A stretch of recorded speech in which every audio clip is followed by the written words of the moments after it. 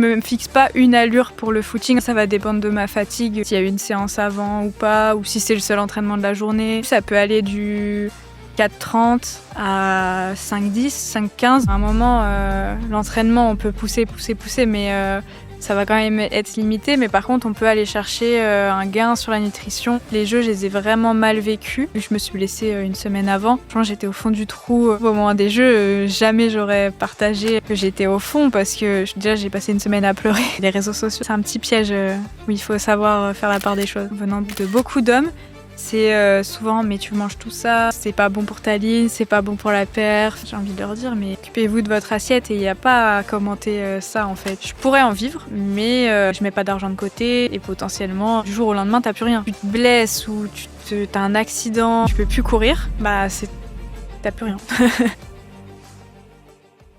Les extraterriens, un tout petit mot sur ce début d'épisode pour remercier le partenaire de l'épisode et c'est la marque Baou avec laquelle je m'entraîne depuis plusieurs mois sur mon projet Mon Premier Ultra. Je suis vraiment fan des produits à base de fruits. Je pense que franchement, ils ont des super goûts et en plus, ils sont super digestes. J'ai eu aucun problème de digestion sur toutes mes sorties longues alors que, croyez-moi, je suis pas celui qui a l'estomac le plus résistant quand il court. Donc franchement, je suis hyper content des produits. En plus, pendant très longtemps, ils avaient que les purées, forcément avec pas beaucoup de glucides. Et je trouve que les gels maintenant qui sont entre 30 et 35 grammes de glucides, ils sont vraiment parfaits avec des super bons goûts. Je suis aussi un gros fan des bars, je trouve qu'ils ont les meilleurs goûts du marché, c'est mes bars préférés. Je les remercie, vous allez le voir dans l'épisode, on va beaucoup parler nutrition et c'est un sujet qui est hyper intéressant. Donc si jamais vous êtes en recherche de nouveaux produits nutrition, on a un code, si vous mettez BART20, tout simplement vous aurez une remise de 20%, c'est hyper généreux. Donc je vous mets dans la description le lien, pensez à utiliser le code BART20. Utiliser le code, c'est une façon de soutenir le podcast, donc je vous en remercie d'avance. Je vous embête pas plus et on reprend tout de suite l'épisode.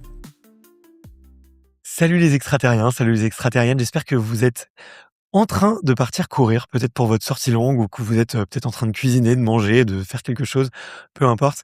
Mais aujourd'hui, on va parler course à pied. Et oui, j'avais très envie de creuser le sujet du marathon, de la performance, aussi de comment est-ce qu'on prépare ça dans un cycle olympique sur plusieurs années, parce que souvent, nous les amateurs, on va se dire, allez, je me mets à ma prépa marathon peut-être 6 mois avant, mais il y a des gens pour qui c'est leur vie, c'est des projets sur des décennies parfois.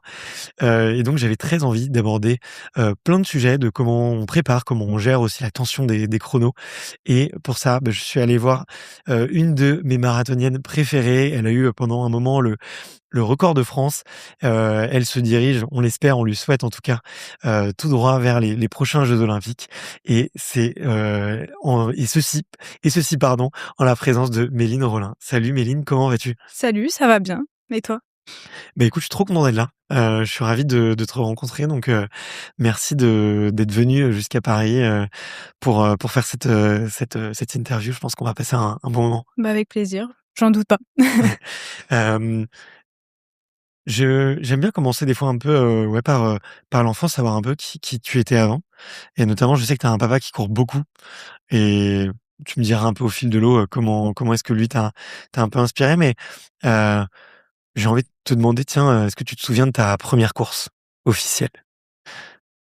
Non. Je m'en souviens pas. Je me souviens de mes premiers crosses. Est-ce que c'était ma première course ? Je saurais pas dire. D'accord. Mais je me souviens des crosses, surtout quand j'étais jeune, parce que c'était vraiment la sortie familiale, puisqu'il y avait mon père qui courait, mon frère aussi, qui s'y est mis pendant un moment, on faisait les crosses, et puis ma mère qui nous accompagnait, donc on partait à 4 le dimanche matin dans le froid et dans la boue, et donc c'est mes souvenirs, on va dire, les plus anciens, je pense. Ok. T'avais quel âge à peu près sur tes premiers crosses, tu penses ? J'ai commencé à 9 ans, donc 9-10 ans, je pense, ça doit être ça. Ok. C'est pas trop dur, les crosses à 9-10 ans, dans le froid, dans la boue, sous la pluie Non, moi j'aimais bien en vrai, j'ai toujours bien aimé, j'aime toujours les crosses, j'aimais l'ambiance, le fait que le parcours soit jamais le même, ça me dérangeait pas de me salir, donc non, j'aimais vraiment bien, et puis dans mon club, il y avait ma meilleure amie aussi qui courait, donc c'était un bon moment en général, les compétitions sur cross. Ok. T'as eu des courses un peu drama. Moi, je me souviens jeune, que j'avais terminé dès le départ, la tête dans la boue, presque à me faire marcher dessus. Mais est-ce que t'as eu des courses un peu qui sortent un peu du lot ? Alors pas quand j'étais toute jeune, mais mes premiers championnats de France de cross, donc ça doit être en cadet, je me Ouais, demande. Ça doit être ça. peut-être. Ouais, je suis pas expert. Je suis tombée. Je suis tombée au départ, donc je suis partie dans les dernières et c'était que remonter, remonter, remonter. Donc je sais même plus combien je fais, mais peut-être, aux alentours de la 50, 60e place, peut-être un peu plus même. Mmh. Mais c'est la seule fois où je suis tombée et c'était mes premiers championnats de France, ça m'a marquée. Ouais, tu m'étonnes. Tu gagné beaucoup de courses jeune?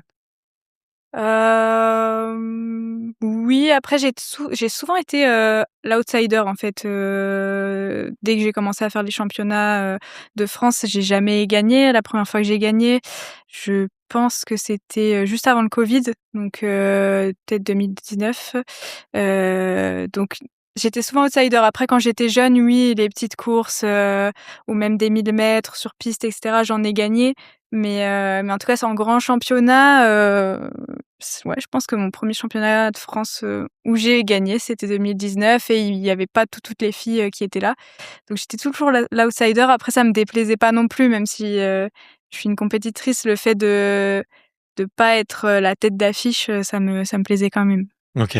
Parce que tu te sentais un peu plus tranquille, un peu plus C'est dans ça, il y le a moins d'attente, moins de pas de stress, mais bon, les gens, si tu perfs pas, les gens vont se dire bon, ils vont rien se dire d'ailleurs, mais si tu perfs, «Ah bah, elle a réussi sa course» et cetera. Donc c'était pas une position qui me déplaisait, même si bon, bah, je cherchais toujours à être devant quand même. tu m'étonnes. Hem, est-ce que, l'objectif déjà à l'époque, c'était de rêver de la distance reine et du marathon? Non, clairement pas. Même des jeux, enfin, en fait, moi, quand j'ai commencé à courir, c'était vraiment pour, m'amuser dans le village, de mes parents, là où ils habitent, avec, mes amis et j'étais d'ailleurs pas hyper assidue à tous les entraînements, j'aimais bien, traîner un peu derrière sur la récup, tout ça. Donc c'était plus, pour m'amuser. Après, j'ai vite vu que j'avais des capacités, j'ai vite progressé, j'ai fait des sélections jeunes, sur, comment ça s'appelle? Les regroupements Horizon 2020-2024 et cetera. Donc j'étais quand même dans les meilleurs, mais je rêvais pas de haut niveau et ma priorité, c'était toujours mes études et petit à petit, c'est, au fur et à mesure des années, donc post-bac, où j'ai commencé à me dire: «Mais c'est vrai qu'en fait, moi, j'ai jamais tout mis sur l'attelé Mmh. et pourtant j'arrive à avoir des résultats, donc qu'est-ce que ça peut donner si, je m'y mets encore plus?» Et c'est là où j'ai commencé à vouloir, essayer d'être un peu plus professionnelle de ce côté-là, mais sans rêver des JO encore, on va dire jusqu'à mon premier marathon, j'y pensais pas quoi. Pour moi, c'était inatteignable. OK. Et ton papa dans tout ça, du coup, il courait beaucoup ouais, il a toujours beaucoup couru? Et bah, en fait, il a commencé assez tard. Il a commencé vers ses 30-32 ans peut-être, Ah ouais? ouais. Il a fait un peu de vélo, Jeune? Ouais. alors jeune, il faisait un peu de foot, mais il a jamais été, non plus hyper, sport, en étant jeune. Après, un peu plus âgé, il a fait du vélo, du VTT, tout ça et il a commencé à courir, ouais, à 32-33 peut-être et c'est Ah, c'est là fou. où Il a dû faire quand même pas mal de foot, mine de ouais, rien. bon, il y avait des prédispositions, je pense qu'il avait une bonne condition physique, mais rien de présager, qu'il allait, courir, 31 minutes sur 10 kilomètres, à 40 ans, quoi. Ouais. Donc non, il a commencé comme ça et moi l'année en fait, j'avais pas trop de sport à l'époque, j'avais pas trouvé ce qui me plaisait, et je me suis dit: «Bon, bah, mon père court, ma meilleure amie court depuis l'année d'avant, je vais essayer aussi». C'était dans le club, dans le village de mes parents, donc c'était pas très loin quoi, j'y allais à pied et puis bah, j'ai jamais arrêté. OK. Donc c'est lui qui m'a mis le pied, dans ce sport parce que j'aurais peut-être pas commencé s'il y était pas allé non plus. OK. Il était impliqué dans la vie du club peut-être aussi, Dans notre ancien club, là où habitent mes parents, on faisait pas mal de regroupements et cetera. Donc ouais, c'était un petit club. Maintenant, je suis dans un club un petit peu plus grand. Je suis OK. toujours licenciée dans les Ardennes, dans un club à 10 minutes, de là où habitent mes parents. Mais on faisait pas les interclubs avec mon ancien club. C'était OK. pas un assez gros club. Maintenant, on est en national, 2, 2B, je crois. Donc ouais. Mais à l'époque, ouais, on avait un bon groupe, on organisait pas mal de choses. OK. Et est-ce que tu te souviens ce que tu as appris en le regardant faire? Sans qu'il ait besoin de te le dire, tu vois? Ou la question est pas facile, mais je suis curieux parce que je suis jeune papa et tu vois, je me dis: «Est-ce que juste m'entraîner devant mon fils, c'est suffisant?» Pour lui donner la passion, pour lui apprendre des choses et du coup, je serais curieux de savoir toi, après coup, qu'est-ce que tu as appris, que qui t'a en le regardant et qu'est-ce que tu as appris, en que lui t'a dit, tu vois? Un peu ses mantras peut-être, d'entraînement. Tu saurais faire la distinction peut-être? Bah, après quand j'étais vraiment jeune, moi ce que j'aimais bien c'est aller le voir courir sur les parce qu'il y avait beaucoup de courses sur route à l'époque, plein de petites courses de village et cetera. J'adorais aller le voir courir, enfin l'ambiance de ces courses-là. Donc peut-être que c'est déjà ça qui m'a donné le goût de la course sur route, mais non, quand j'étais un peu plus âgée, ce que je trouvais, quand même assez inspirant, c'est que, bah, il travaillait, comme une personne lambda, donc il était conducteur de train et il s'entraînait pendant ses coupures entre différents trains. Donc il arrivait à courir 6 fois semaine, à s'entraîner 6 fois semaine avec son rythme de travail et plus des fois les compétitions le dimanche. Donc non, ouais, c'est ça plutôt, c'était le comment il arrivait à s'organiser pour Mmh. s'entraîner, bah, malgré un emploi du temps assez chargé et surtout avec des horaires assez, qui changent tous les jours, quoi. Ouais, OK. C'est un bel exemple déjà. Oui, oui, bah, au final, j'essaie de m'en inspirer. On va en reparler parce qu'effectivement aujourd'hui tu travailles chez Kiprun directement ou chez Decathlon? Chez Decathlon, Chez ouais, Decathlon, ouais global.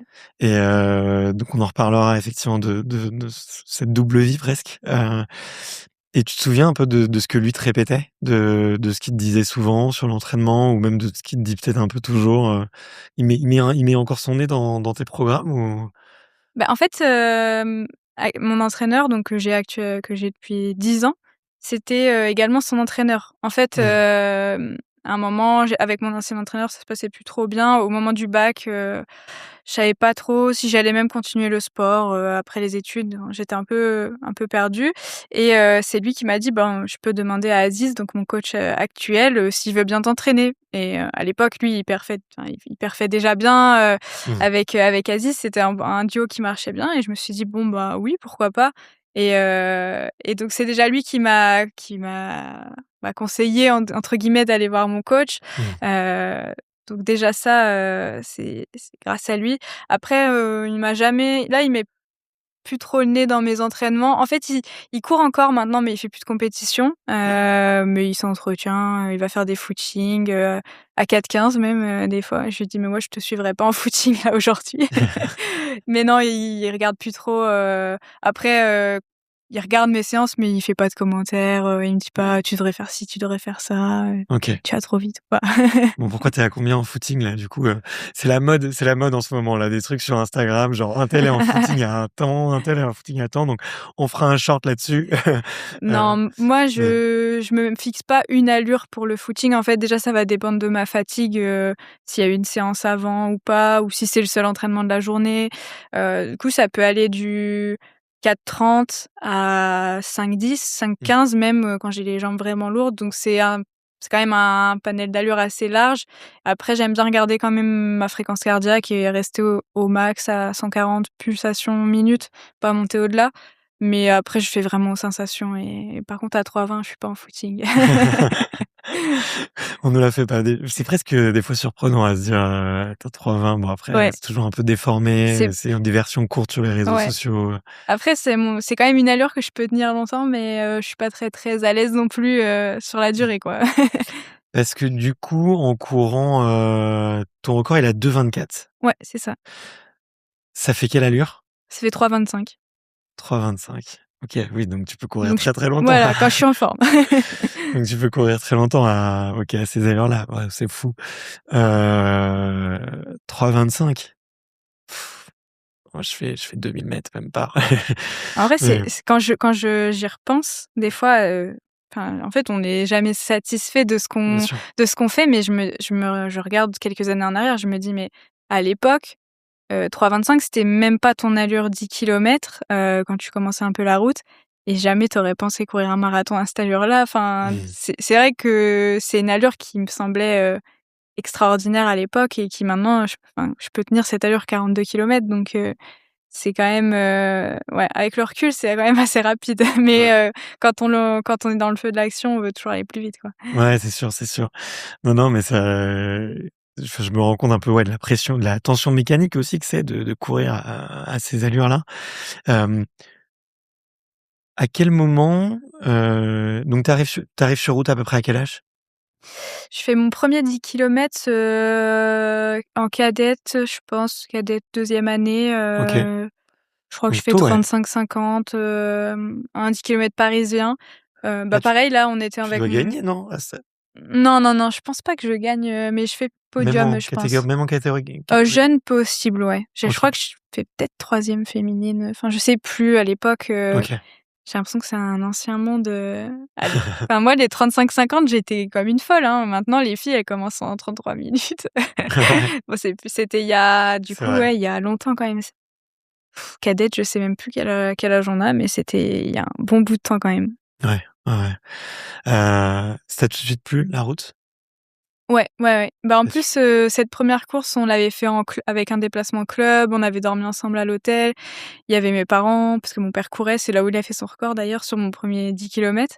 Et donc ouais, j'avais adoré l'ambiance, enfin, c'est quelque chose qui m'a tout de suite plu. Après, quand je suis passée sur semi, j'ai trouvé que c'était encore une autre dimension, plus de monde. Enfin, j'ai fait le semi de Paris aussi, donc c'est un gros semi. Mais c'est ce que j'aime sur la course sur route, c'est cette ambiance, entre coureurs avec les supporters, enfin, je trouve ça, vraiment cool. OK. Comment on choisit, tu vois, quand on est, encore, junior et qu'on a presque toute la vie devant soi, comment est-ce qu'on c'est quoi le process de décision pour dire: «Je vais aller sur marathon, je vais aller sur 10 kilomètres ou je vais peut-être, rester sur, 5 000 ou tu vois? Ou j'en sais rien, pourquoi pas essayer d'autres formats?» Il y en a qui restent spécialistes du cross aussi, pendant très longtemps et qu'en font et qui font presque que ça. Bon, ils vont quand même faire un peu de route mais comment ça se fait en fait l'arbre de décision quand on cherche sa distance? Salut la team, on a besoin de vous avec Extraterrien pour grandir. Comme vous le savez, on a envie de devenir le premier podcast de sport en France. Et pour ça, on a besoin de vos abonnements, on a besoin de vos notes aussi sur Spotify ou Apple Podcast. Ça nous aide vraiment beaucoup. C'est juste un petit clic pour vous, mais pour nous, c'est hyper utile pour aller chercher des invités ou pour aller chercher des sponsors. C'est ce qui nous permet de grandir et de vivre. Donc je vous en remercie, si c'est toujours pas fait, de bien vouloir prendre une petite minute pour le faire. C'est vraiment d'une grande aide. Je vous embête pas plus. Bon épisode. Depuis toute jeune, en fait, alors j'ai commencé, un peu comme tous les enfants à faire du triathlon, donc un saut, un lancer, une course. Mais déjà là, je faisais du 1000 mètres, donc c'était la distance maximale. Je faisais du 100 longueur et du javelot, mais je me débrouillais bien sans longueur, mais je voyais que j'étais meilleure c'est là où je marquais le plus de points sur le 1000 mètres et où ça me plaisait le plus. Et en fait, à chaque fois que j'ai pris une catégorie, j'ai testé la distance du dessus. Donc quand j'ai pu, j'ai commencé le 3000 mètres. Puis le 5000 mètres, du coup en junior et après le 10 kilomètres, OK. et j'ai testé également et en fait à chaque fois je voyais que j'étais plus performante sur le long et puis j'aimais l'effort, j'aimais aussi la préparation, j'aime bien quand ça dure dans l'effort, le fait de résister et cetera. J'aimais pas du tout le sprint quand j'étais petite et j'ai fait 2-3 départs en start, mais ça remonte à très, très loin et c'était pas du tout mon truc. Donc ouais, non, j'aime bien, c'est l'effort en fait, me plaisait et j'étais plus performante. Après, pour le marathon, ça s'est décidé un peu comme ça en fait. J'ai fait du coup je devais faire un premier semi au moment du covid, qui du coup a été annulé vu que c'était 2 semaines après le confinement. Mmh. J'ai reporté ça un peu plus tard quand on a repris les compétitions, et du coup en 2022, je fais mon premier semi où ça se passe très, très bien, j'adore et tout et c'est mon coach qui m'a toujours dit: «Plus la distance sera longue, meilleur tu seras». Il me dit: «Bon, Ah ouais? pourquoi pas tester un marathon, ça te dit ou pas?» Et moi je me suis dit: «Bah ouais, je vais tester», du coup on s'était dit le marathon de Valence qui était, à peu près 6 mois plus tard, donc j'ai fait mon premier semi et je me suis dit: «Mais en fait, je vais préparer un marathon», mais là encore, je pensais pas aux JO, hein. Je pensais juste Mmh. découvrir le marathon et ça s'est fait comme ça, en fait, c'était naturel. Enfin, je me suis dit OK, en fait, j'avais toujours envie de tester, OK et tu peux nous raconter comment ça se passe ce 1er marathon? Ouais, du coup, je fais quand même une partie de ma prépa à Font-Romeu. C'était la première fois que j'y allais, donc j'ai adoré. C'était une découverte pour moi et depuis, j'y retourne quasi tous les ans. Donc je pars avec le groupe de Reims à l'époque. Heu, je pars avec une petite gêne, une petite, pas blessure, une petite gêne, on va dire, au moment d'aller en stage, mais j'arrive à gérer ça. Donc la préparation, elle est pas hyper longue. Je pense que j'ai fait 8-10 semaines vraiment où je me suis dit: «Bon là, on prépare le marathon» et j'ai dû monter à grand max une semaine à 150-155 kilomètres, pas plus, et les autres étaient à 120-130 kilomètres. C'est assez plat, Font-Romeu, pour faire beaucoup de distance, ou tu fais beaucoup de tours de piste? Il y a alors du coup, au niveau de Font-Romeu même, non, c'est très vallonné. Après on descend, un peu Mmh. plus bas, au niveau du lac et là, on peut tourner quand même sur des grandes boucles de 8-10 kilomètres. Alors c'est pas plat, mais c'est correct, on va dire. En tout cas, moi je m'y retrouve quand je vais là-bas pour préparer des longues distances et puis j'adore être là-bas. Mais c'est vrai que quand on a préparé les JO, c'était encore plus intéressant d'être là-bas puisque, le parcours étant Mmh. hyper vallonné, j'ai pu trouver des longues côtes, enfin, il y avait Ouais. vraiment un terrain de jeu hyper cool. OK. Donc prépa à Font-Romeu. Qu'est-ce que tu aimes autant là-bas? Le cadre déjà, alors le fait que ça reste français, du coup, vraiment pour tout ce qui est nourriture, mode de vie, tout ça, bon, on est comme à la maison. Mmh. Donc après d'être dans les montagnes, moi, je trouve ça magnifique et puis, il y a tout ce qui va avec, la piste, le centre, on peut faire de l'hypoxie, il y a tous les kinés, il y a tous les soins et puis on peut, même si on veut, descendre encore un peu plus bas en altitude, en Espagne, ou vers Perpignan et s'entraîner, OK. encore sur du plus plat, et moins en altitude, mais en fait, il y a tout là-bas. Donc, Il faut y aller forcément avec un groupe d'entraînement? non, j'y suis allée, toute seule aussi, certaines fois et alors moi, j'ai pas de problème Tu à fais pas m'entraîner tu seule. loues un appart Ouais, et c'est ça, tu vis ta moi, je vie et prends ma voiture, mon Airbnb et puis je fais ma vie. OK. Et quand tu es avec un groupe, tu as des facilités pour être, justement avec les kinés, avec les spécialistes que tu peux rencontrer ou Pour moi, ça change rien. En tout cas, comme je suis un athlète de haut niveau, au niveau du centre de Font-Romeu, je mmh, peux accéder, aux soins. OK, Après il y a des trucs, c'est payant, c'est plus ou moins cher et cetera, mais il y a aucun souci, pour accéder aux soins, même pour d'autres coureurs, donc groupe ou pas groupe, OK, ça ça se change fait pas. bien. OK. Heu, non, mais je me disais un jour, il faudrait que je tente d'y aller parce que j'en ai tellement entendu parler, j'ai jamais mis C'est les cool. pieds, tu vois? Et je me dis que c'est quand même, quelques jours à vivre dans sa vie, tu vois? Ouais, Donc ouais, c'est franchement, ouais, la météo, en plus, je trouve que moi, à chaque fois que j'y suis allée, j'ai vraiment eu de la chance, alors là, sur les périodes de mars-avril, c'est encore assez enneigé, mais c'est quand même très ensoleillé et cetera, et l'été, c'est vraiment cool parce que, tu pas trop chaud et les nuits sont fraîches surtout, donc tu dors bien. ouais. Contrairement à des fois nous, à Lille, à Paris, on a du mal à dormir la nuit, parce qu'il fait Mmh. chaud. Là-bas, ça redescend vraiment assez rapidement le soir et on est vraiment bien, donc Ouais. l'été, c'est cool. Ah, j'avais pas pensé à ça, effectivement, le fait que pourtant je passe beaucoup de temps en montagne l'été et j'avais jamais fait ce switch de ouais, le soir il fait frais, on dort beaucoup mieux Ouais, et du coup tu as un peu le et même la journée, ça monte, mais des fois, quand il fait 30-32 ici, là-bas, il fait 24-25 grand ouais, max tu te mets à l'ombre et c'est beaucoup et plus c'est frais. cool, ouais. OK.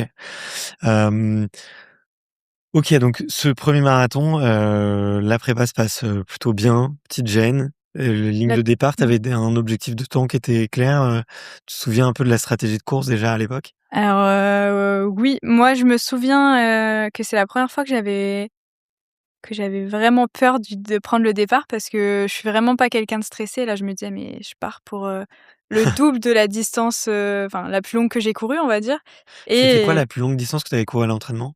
à l'entraînement, j'avais quand même fait une sortie longue de 32, je crois, OK. 30-32. Et tu avais jamais poussé plus, Non, non, encore? non, ouais, c'est ça. Mais donc du coup, j'étais là avec mon coach, il me disait: «Non, mais tu peux partir sur 2h30». Et je dis: «Ah mais tu sûr, 2h32? Non, c'est mieux».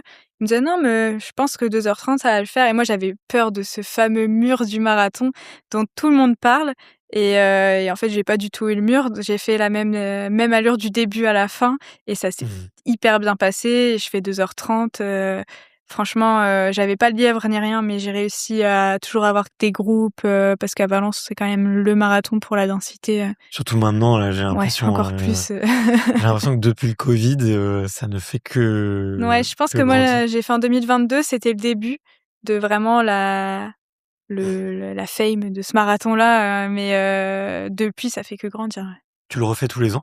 Non, je l'ai pas refait, encore depuis mon bon premier et j'y retourne par contre en fin d'année, donc ça sera ma deuxième fois OK, en fin d'année. OK. Non, en plus, c'est une super belle ville, il y a une super Ouais. ambiance, le J'étais cadre de avec vie des est cool. amis et tout, donc c'était cool. OK, Franchement, c'est un très, très bon souvenir, ouais. OK. Tu gères comment, tu dis que tu avais pas de lièvre, alors à l'époque, il y avait des ravitaux, alors je sais pas quelles sont les règles en Espagne là, mais ouais, tu gérais comment un peu la partie, hydratation et nutrition?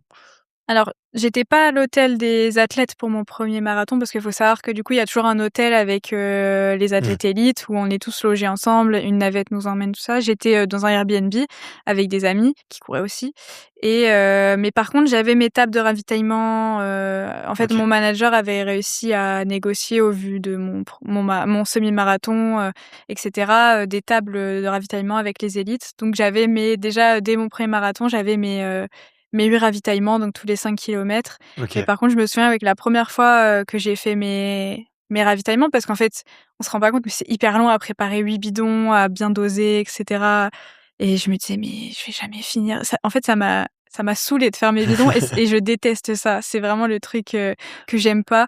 Ça prend du temps, en plus, c'est la veille de la course, tu pas envie, tu as envie de rester tranquille et donc non, j'avais mes bidons. Alors, à l'époque, j'ai fait vraiment un peu, à l'arrache, hein, j'ai mis un peu de boisson énergétique, mais sans doser, précisément. J'ai accroché un gel à chaque parce que, bah, c'est ce que tout le monde fait et voilà, je suis partie comme ça. Après j'étais j'avais recalculé après coup quand même, je pense que j'étais à 50 grammes par heure, donc c'était pas énorme, mais c'était pas catastrophique pour OK. un premier marathon et je pense que sur ça, de toute façon, je peux encore progresser. Actuellement, je dois être à 60 grammes, c'est pas énorme non plus. Mmh. Mais bon, après, j'y vais petit à petit. Il vaut mieux ça que de mal digérer, sur la course, quoi. Ouais, c'est sûr. Hem et du coup, c'est des bidons de quoi? Tu prends 250 ou non, un peu plus, 500 et tu te mets, Ouais, alors ça dépend des enfin maintenant j'amène, enfin on amène nos propres gourdes parce que j'ai eu le coup sur mon deuxième marathon à Amsterdam où c'était des gourdes très larges et j'arrivais pas à les attraper, j'ai pas des grosses mains et du coup je les attrapais à 2 mains en courant à 3:30 quoi. Donc je c'est un perdais vrai vraiment exercice. beaucoup de temps à chaque ravitaillement. Donc maintenant on amène des petites gourdes, donc c'est des gourdes de 300 millilitres si je dis pas de bêtises, 350 peut-être. Et je les remplis même pas à fond parce que je sais de toute façon que je boirai pas tout. Je mets, un bon 200 millilitres bien chargé par contre, au niveau glucides. Je mets plus que la dose, Mmh. habituelle qui est sur les paquets et je bois 4-5 gorgées à chaque fois, sur le ravitaillement, mais guère plus et après OK. par contre je Ah, tu prends mon gel. surcharges en glucides, Ouais. mais tu vas pour pas avoir à tout boire. Bah, ouais, c'est ça, parce que moi, boire, j'ai du mal et je Mmh. préfère par contre prendre des gels. À chaque, ravitaillement, je prends le gel, alors je le prends sur, 1 kilomètre, mais presque tous les 5 kilomètres, j'en prends un. Mmh. Donc OK. c'est comme ça que j'arrive quand même à avoir un taux de glucides, assez haut. OK. Parce que d'ailleurs, j'ai là le record du monde, ils ont partagé sa stratégie, nutrition, à Sceaux, je pense que c'est comme ça qu'on dit, Ouais. Sceaux et lui, il boit beaucoup, mais il prend un gel avant le départ, un gel à mi-course et je crois qu'après, c'est que de la boisson Mmh. et moi, c'est un peu l'inverse, j'ai Ouais, du ouais. mal à boire. Après, ça doit être une boisson, très chargée en Oui, oui, glucides, hein. Je pense c'est que ça. Mais le fait que ça soit liquide, après, moi, j'ai l'impression que ça me reste, enfin, je le sens mmh. en courant. OK. Donc Ouais, ouais. alors que le gel, beaucoup moins. Ouais, ouais. Hem, non, mais c'est marrant que tu aies regardé du coup sa strat, nutrition, Ouais, bah, c'est tu je regardes s beaucoup les strates un peu des autres pour regarder, à ce niveau-là, Ouais, j'aime bien parce que je sais que sur ça, je suis pas enfin, c'est pas optimisé et puis j'aime bien aussi, même pas que la nutrition, regarder un peu les Mmh. entraînements des autres. Alors pas pour copier, hein, chacun fait son truc, mais ça m'avait surpris, ouais, sa stratégie nutrition qui lui permet quand même d'être hyper haut en glucides, Mmh. en taux de glucides par heure, mais avec beaucoup de liquide, du coup, ouais. Ouais, ouais. Ouais, effectivement, bah, peut-être qu'il doit plus suer ou Ouais, du c'est coup avoir possible, ouais, les un Kenyans, je sais qu'ils transpirent plus, mais après, ouais, c'est chacun. trouve son équilibre entre OK. les gels, les boissons mais j'aime bien regarder. Tu déjà eu un scénario catastrophe? N en termes de nutrition, non, j'ai jamais eu de problème digestif, j'ai jamais eu de soucis sur ça en tout cas. Juste OK. là à Paris, je sais que j'avais pas mal au ventre, mais j'avais la nausée. Comme j'arrivais plus à prendre des gels sur la fin, je me suis dit: OK. «Si j'en reprends un, ça va vraiment me donner envie de vomir», donc j'ai fait que de la boisson sur la fin, mais sinon OK. d'habitude, j'ai aucun souci. Et tu fais tout avec les produits, Baou à chaque fois? Bah, là, ça fait, pas longtemps que je suis avec Baou, donc j'étais plutôt, au tout début, mon premier marathon, j'étais Ouais. sur une autre marque, ça devait être Isostar. Après, j'ai fait beaucoup de Morten et là, Baou, du coup, on est en échange, même avec Étienne, Mmh. sur des prototypes de gel, justement, pour le marathon, un peu, OK. texture hydrogel, moins liquide comme les purées qu'ils Ouais. ont et cetera.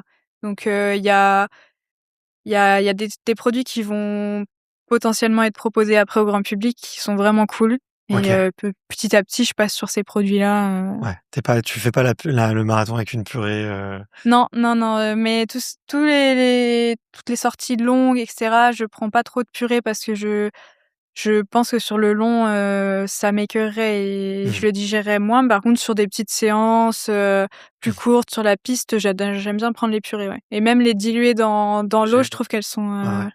les gels, Moi, je les ouais. trouve super bons, ouais. Je les Ouais, trouve ouais, super les bons. gels dans l'eau, ils passent vraiment, vraiment, vraiment bien et l'été, dès qu'il commence à faire chaud, ça, c'est vraiment bien. OK. Ouais, je les trouve très forts, en tout cas sur les goûts et sur, les parfums, il y a plein de saveurs, c'est plutôt chouette. Je savais pas qu'ils étaient en train de préparer justement des gels un peu plus, compétition, on va dire, un peu plus Ouais, en performance. petit format, Maintenant, c'est devenu obligatoire d'avoir la technologie hydrogel, pour, quand tu regardes les élites là autour de toi sur une ligne de départ, vous avez tous, enfin tous les gels sont faits avec cette, nouvelle technologie un peu gelée. mouais, je pense qu'il y en a une grande partie. Après, il y en a toujours des plus liquides, Mmh. qui sont très bien aussi. Moi, je sais que j'aime bien cette texture parce que déjà, tu t'en mets pas partout et Mmh. puis,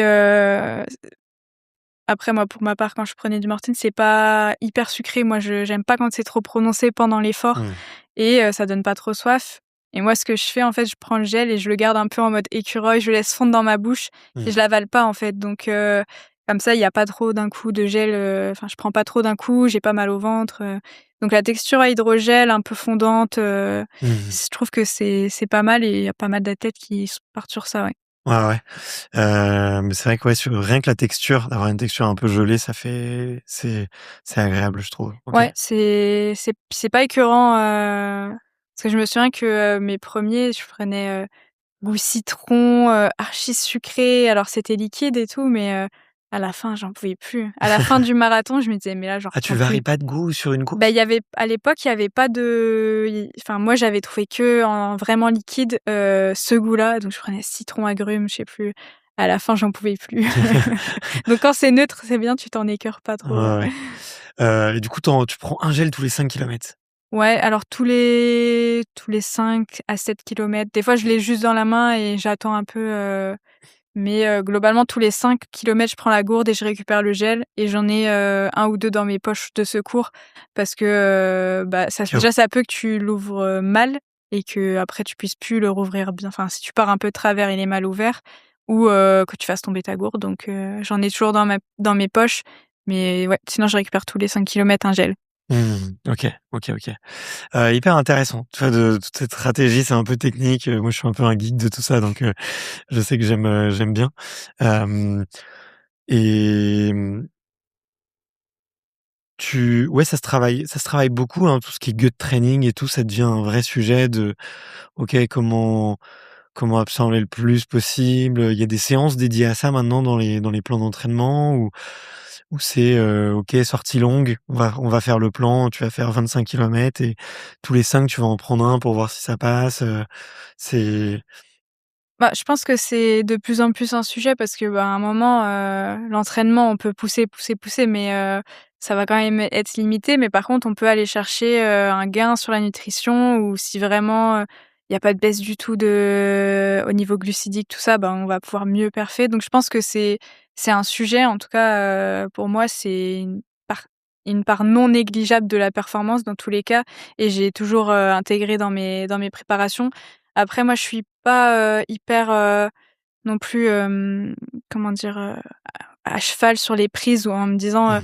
j'en prends un enfin, je vais faire une sortie longue de 2 heures, 2 heures et demie, j'en prends un tous les 5 kilomètres, mais je vais plutôt regarder en temps déjà et me dire: «Bon, bah, là, j'ai sur cette sortie-là, 2 heures et demie, je vais essayer d'en prendre 3-4, et par contre, bah, le jour du marathon, tu en as un tous les 5 kilomètres, mais je vais pas me dire: «Là, faut absolument que je le reprenne, à l'entraînement», en Avec la fait. même cadence, Ouais, non, mais par contre, j'en prends, bah, sur tous mes entraînements, d'allure marathon, mes sorties longues, j'en prends et plus après d'autres choses sur des séances plus courtes, mais OK, ceux que je prends le jour de la course, je les prends, sur au moins 2 entraînements par semaine, OK, OK. et d'ailleurs, on se rend pas compte, mais enfin si, les gens se rendent compte, mais c'est un budget, nutrition sur la préparation, en fait, en plus du jour de la course parce que Ouais. tu dois prendre je ne sais combien de gel pendant, 8, 10, 12 semaines, enfin c'est Tu t'es amusé à compter ou pas? non, je me suis jamais amusée à compter, mais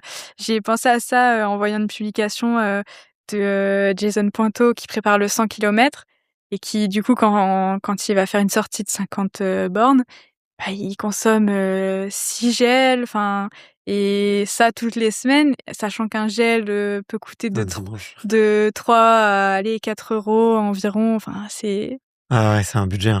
C'est un c'est budget. tu te Bah, fais ouais. les gens se redemandent, ouais, maintenant comment prendre du sucre sans dépenser, tout ça, quoi, parce que c'est Ouais. Il y a les pâtes de fruits et les compotes, ça peut être des bonnes alternatives, même si les compotes en gourde, c'est pas non plus donné, mais c'est pas ça reste du sucre, hein, dans tous les cas, on n'est pas ouais, obligé d'aller sur du gel, hyper cher et ouais. Mais tu sais, je regarde dans une pomme pote, parce que je donne ça à mon fils, dans une pomme pote, tu as 10-15 grammes de glucides, quoi. ouais, C'est pas c'est beaucoup pas beaucoup, ouais. pour un Sur les purées Baou, j'avais fait comparatif entre le gel et la purée, mmh. parce que pour moi, c'était du fruit. Je me disais: «Mais il y en a beaucoup» et non, il y en a beaucoup moins que dans le gel, en fait, Ouais, ouais, ouais. et c'est beaucoup moins, calorique, beaucoup moins sucré qu'un gel. Mmh. Mais ça p déjà, c'est plus facile pour les gens peut-être en goût de prendre une compote que de prendre un gel Ouais. et bon, ça fait le taf quand même. Si on en prend en plusieurs ou même une pâte de fruits, ça peut être, Mmh. je pense un bon compromis, ouais. Et tu regardes beaucoup ce rapport, fructose-glucose? Pas trop, en vrai, j'ai commencé un peu à m'y intéresser, bah, quand je faisais les tests avec Baou parce qu'il m'avait envoyé différents prototypes, Mmh. avec 2 ratios et mais j'avoue que j'ai encore pas trop creusé, sur ratio quel ratio le mieux, Mmh. enfin, j'avoue que c'est pas un sujet encore, hyper clair pour moi. Bah, ils sont ouais, Bao, je les trouve très forts là-dessus. Enfin, ils sont très en avance, il y a beaucoup de gels qui sont même pas au courant. Mmh mh. Beaucoup de marques sont même pas au Ouais, ouais, courant c'est du pas des fois du c'est noté ratio dessus mais pas tout le temps, ouais. et oui, c'est un ratio, 40 60 à peu près, donc du 1 pour Mmh. 0,8 ou quelque chose comme ça, il me semble. Ouais, Le ratio «idéal» entre guillemets, il y a différents ratios mais je pense que celui-là est pas mal, ouais. ouais. C'est Puis après c'est individualisé et tout, mais déjà rien que le fait de savoir, il y a beaucoup de marques qui sont pas au courant et Ouais et je pense que qui beaucoup de coureurs aussi ne se posent même pas la question, ouais, on de fait ce ratio-là, confiance. hein. Bon déjà, hein, quand on commence à se poser cette question-là, c'est qu'on veut vraiment aller, plus loin dans la nutrition, Mmh. déjà la base du marathon, c'est de s'alimenter quand même. Après peu importe, jusqu'où Ouais, on va, mais OK, ouais. Et j'imagine, tu fais très attention à ce que tu manges les 2-3 jours avant ou même peut-être la semaine avant ou tu as un ouais. petit rituel autour de ça? Ouais, moi j'aime bien faire le régime dissocié, OK. Tu peux rappeler ce heu que c'est pour les auditeurs qui sont pas encore, ouais. spécialistes? En gros, c'est un régime sur une semaine, donc la semaine, pré-course. Donc à partir du dimanche soir, je coupe tout glucides Ouais, pendant, 3 jours, donc jusqu'au mercredi soir où là je remange, normalement. Donc pendant 3 jours, aucun glucide, aucun sucre. pas de Non, rien riz, du tout. Moi, je le fais tu vraiment tu vas à te faire 100. tu vas manger quoi? Et ben, beaucoup de protéines, beaucoup de poulet, de poissons gras, des œufs, et beaucoup de légumes. Et puis après, bah, c'est très, très limité. Pas de fruits, pas de pâtes, pas de pain, pas d'oléagineux, enfin, les amandes un petit peu, mais faut faire attention à certains. Donc ouais, c'est assez limité, mais par contre, je fais des grosses assiettes bien protéinées, assez chargées en légumes et C'est rassasiant, ouais. Ouais, j'ai tu pas pas faim. faim, donc j'ai pas faim. Ton corps, il réagit comment pendant ces 3-4 jours? Moi, j'ai pas de soucis. Il y a que le dernier jour, des fois, où j'ai déjà senti que j'étais un peu parce Mmh. qu'en souvent le mercredi, c'est là où je fais ma dernière petite séance avec 4 fois 1000 mètres ou des trucs comme ça et p des fois, je sens un petit peu que je manque un peu d'énergie mais globalement, je perds pas de poids, j'ai pas Mmh. de baisse d'énergie, remarquable.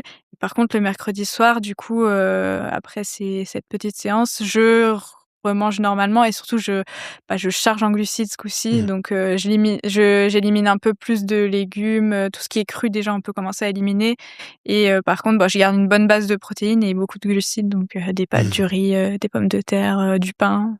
Ouais, OK. Ouais, Mais pendant la 1re phase, j'ai pas de ce qui me manque vraiment, c'est le pain, mais sinon j'ai pas de soucis, c'est pas dur pour moi de le faire. OK.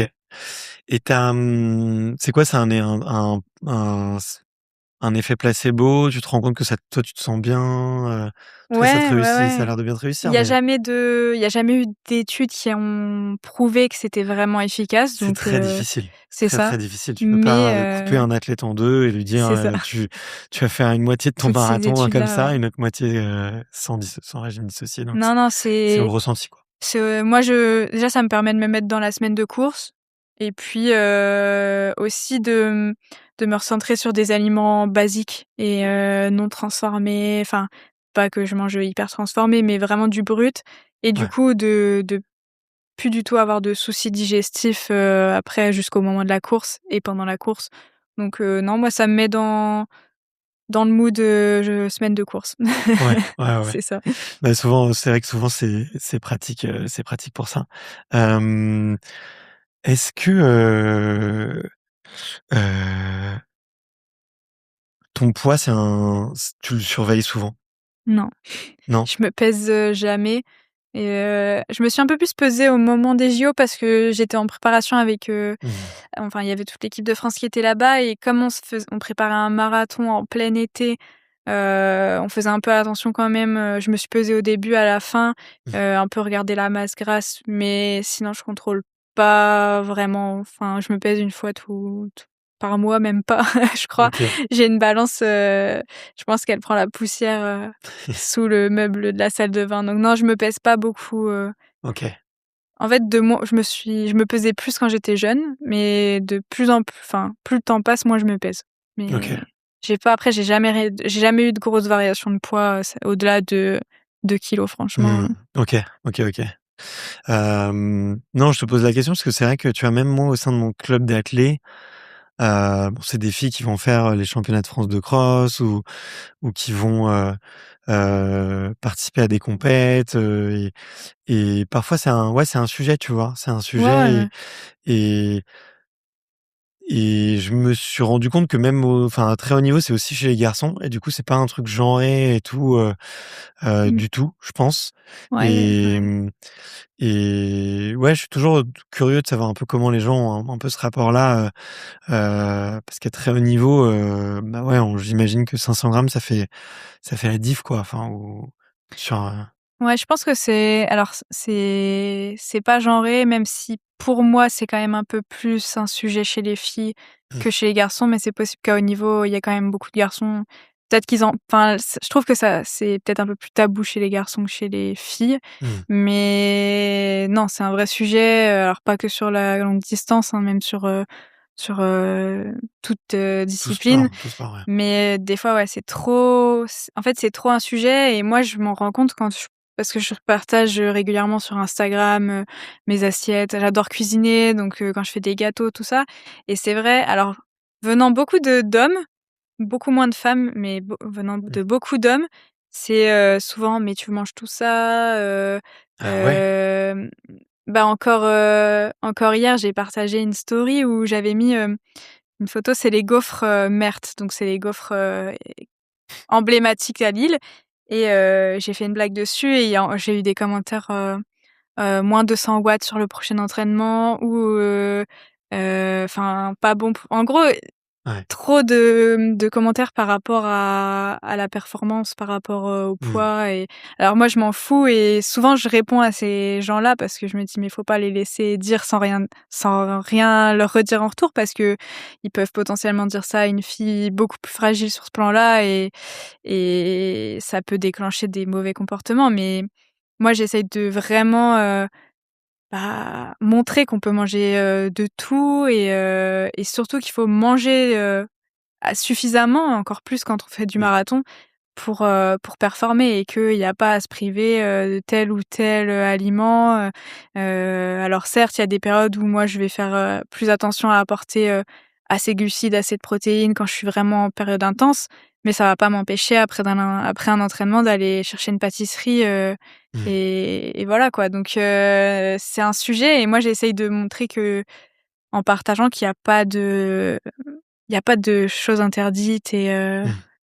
Et c'est beaucoup des mecs qui commandent, du coup? beaucoup. Alors les filles me posent des questions sur, est-ce que tu as un régime? Est-ce que tu as un plan, nutritionnel? Tout ça, donc c'est plus en mode de curiosité, pour voir un peu, peut-être ce qu'un sportif de haut niveau, mange. Mais ouais, j'ai pas mal de gars alors en plus C'est souvent, ouais, des remarques, c'est ouais. ça, des remarques, en mode: «C'est pas bon pour ta ligne, c'est pas bon pour la perf», et moi moi j'en rigole, mais c'est vrai que, j'ai envie de leur dire: «Mais Mmh. occupez-vous de votre assiette et il y a pas à commenter, ça en fait». Mmh. Je Ouais. trouve qu'il y a encore, beaucoup de taf à faire sur ça. Ouais, ouais, non, mais c'est clair, mais en tout cas, bravo de le prendre avec autant de détachement et autant de maturité, je trouve, mais c'est vrai que enfin, les mecs, arrêtez, quoi. Juste arrêtez déjà, enfin, déjà, oui, mêlez-vous de vos affaires et Mais ouais, puis une c'est meuf mange ce qu'elle veut, un mec mange ce qu'il veut et moi j'ai moi, quand je partage mes un très bon appétit, je suis une bonne mangeuse, j'adore, aller au resto, j'adore mais cuisiner, ouais. faire des brunchs et j'ai des gars qui sont là: «Tu as tout mangé?» «Mais oui, bien sûr, j'ai tout mangé, c'est pas pour la photo». Ouais, ouais et puis, de toute façon, enfin, tes plus grosses semaines, tu es à combien de kilomètres? Vraiment, cœur de la prépa marathon 180 à peu Il près faut donc il faut ouais, je manger, passe quoi. mon temps à manger en prépa marathon, c'est un truc 180 de kilomètres, je sais fou. pas quel le volume horaire que ça te fait, mais ça te fait, Ouais, bah, en plus sans la prépa, je dirais 15 heures, mais après si tu rajoutes, prépa physique, tout ça, ouais, ouais, je suis déjà montée à 20 heures, ouais. il faut manger. C'est ça, mais en fait, ce que les gens comprennent pas, c'est qu'il faut manger avant, il faut manger pendant quand c'est des choses longues et surtout il faut manger derrière pour bien récupérer. En fait, faut entre guillemets, faut manger tout le temps comme je dis, moi pendant la préparation marathon, j'arrête jamais de manger. Je finis l'entraînement, j'ai une barre, j'ai une compote, pour, recharger derrière et repartir après. Alors je dis pas, quand tu cours, 3-4 fois semaine, ça n'a rien à voir, mais dans tous les cas, faut pas se priver, ni avant ni après, enfin Ouais, ouais, ouais. faut y aller en fait, c'est aux sensations, quoi. Mmh. Tu sais quand tu as trop mangé. Moi, ça m'arrive de sortir du resto et de me dire: «Là, j'ai carrément trop mangé». Bah, j'ai pas trop faim le soir, je vais manger un petit peu selon ma faim, mais je vais pas me dire: «Ah non, j'ai trop mangé, je mange pas ce soir». Mmh. Parce que, faut faire attention, quoi. C'est Ouais, plus ouais. selon mon ressenti. Tu te sens pas trop bien quand tu as trop mangé quand même, donc voilà, c'est C'est sûr, c'est sûr.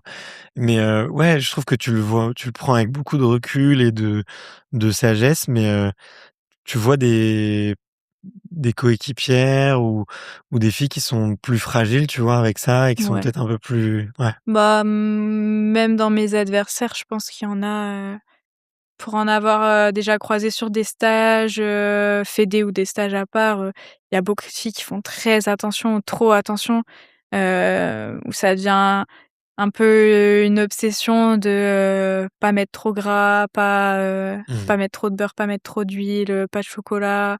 Enfin, il y en a qui vraiment font très, très attention. Alors je dis pas, hein, ça peut être, si c'est sur une période courte, juste avant un objectif, pourquoi pas, mais si c'est sur toute l'année, C'est c'est dur, pas quoi. très ouais, c'est dur, bah, mentalement, ça doit être dur parce que moi, je dis toujours l'entraînement est déjà très dur donc je vais pas me rajouter ça, comme difficulté, en plus.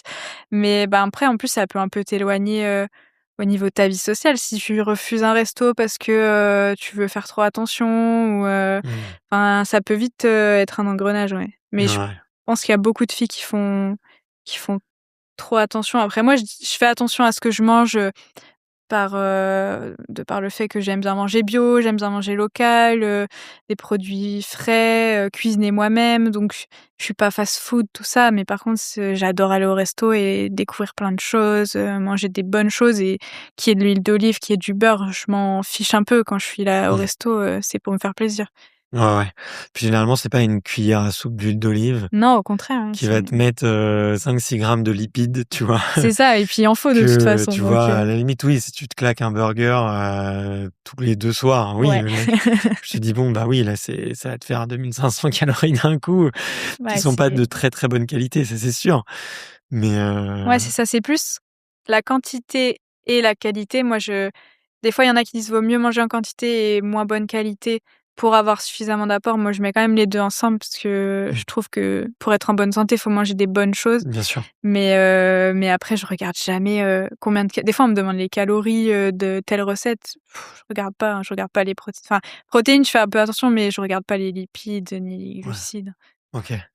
Bon, merci de lever la parole sur ça. Je pense qu'il y a plein d'auditrices, que ça va soulager. C'est que peut-être que ça va peut-être semer une graine en se disant: «Tiens, pas de prise de tête», donc en tout cas, merci Ah ouais. pour ce En venant message. Je pense ici, d'ailleurs, j'ai mangé un pain au lait à la pistache, avec plaisir et et on est sédentaire c'est pas 2 heures grave. Ouais, après. voilà.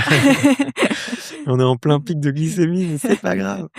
Hem, mais OK, bah, écoute, merci pour tout ça. Comment t'organises une saison? Là, tu en tu fait les Jeux de Paris, heu, tu t'es reposé. Comment on repart après un épisode un peu comme ça? Et comment ça se prépare sur 4 ans? Tu vois, est-ce que il y a un plan et dès le début, dès que tu as recommencé, tu savais à peu près à quoi ça allait ressembler et puis après, bon, bien sûr, tu gardes la flexibilité. Comment ça se passe un petit peu? Alors, pas d moi, je savais pas du tout, surtout, ben, par le fait que je me suis blessée juste avant les Jeux. Donc j'ai couru les Jeux avec une blessure. Mmh. Donc derrière, déjà, je devais me soigner. Mais dans tous les cas, je Tu fais pense que combien au jeu? Je vois. je fais 2h40. Ouais, Je donc cours, tu en marathon. gros, je cours avec, la fracture de fatigue, au Mmh. sacrum. Bon, alors dans tous les cas, j'avais prévu de couper après les Jeux parce que je m'étais tellement investie dans ça que je me suis dit: «Là, c'est 3 semaines minimum, sans course pour déconnecter». Bon, j'ai fait, ben, du coup, avec la blessure, j'ai fait 1 mois sans course et après j'ai repris par du vélo. Mais, comme en fait, les Jeux, je les ai vraiment mal vécus, vu que je me suis blessée, 1 semaine avant. Heu, Tous les jeux ou juste la course? j'ai essayé de profiter des Jeux, global, de l'expérience, tout ça, mais c'était vraiment dur. Franchement, j'étais au fond du trou, et j'essayais de me dire: «Mais profite, c'est l'expérience de ta vie, d'être au village olympique, en plus en France». Mais au fond de moi, j'étais pas bien, donc c'était À cause de la compliqué, blessure? ouais. Bah, je savais même pas si j'allais réussir à courir, à aller jusqu'au bout et je savais que tout le monde venait me voir, tout ça, donc il y avait vraiment c'est la dernière semaine était horrible à vivre et interminable, donc post-JO, en fait, moi, j'étais soulagée que, bah, déjà je suis allée au bout, donc j'étais fière quand même, mais soulagée que ça soit fini et que toute cette pression, cette attente, elle retombe.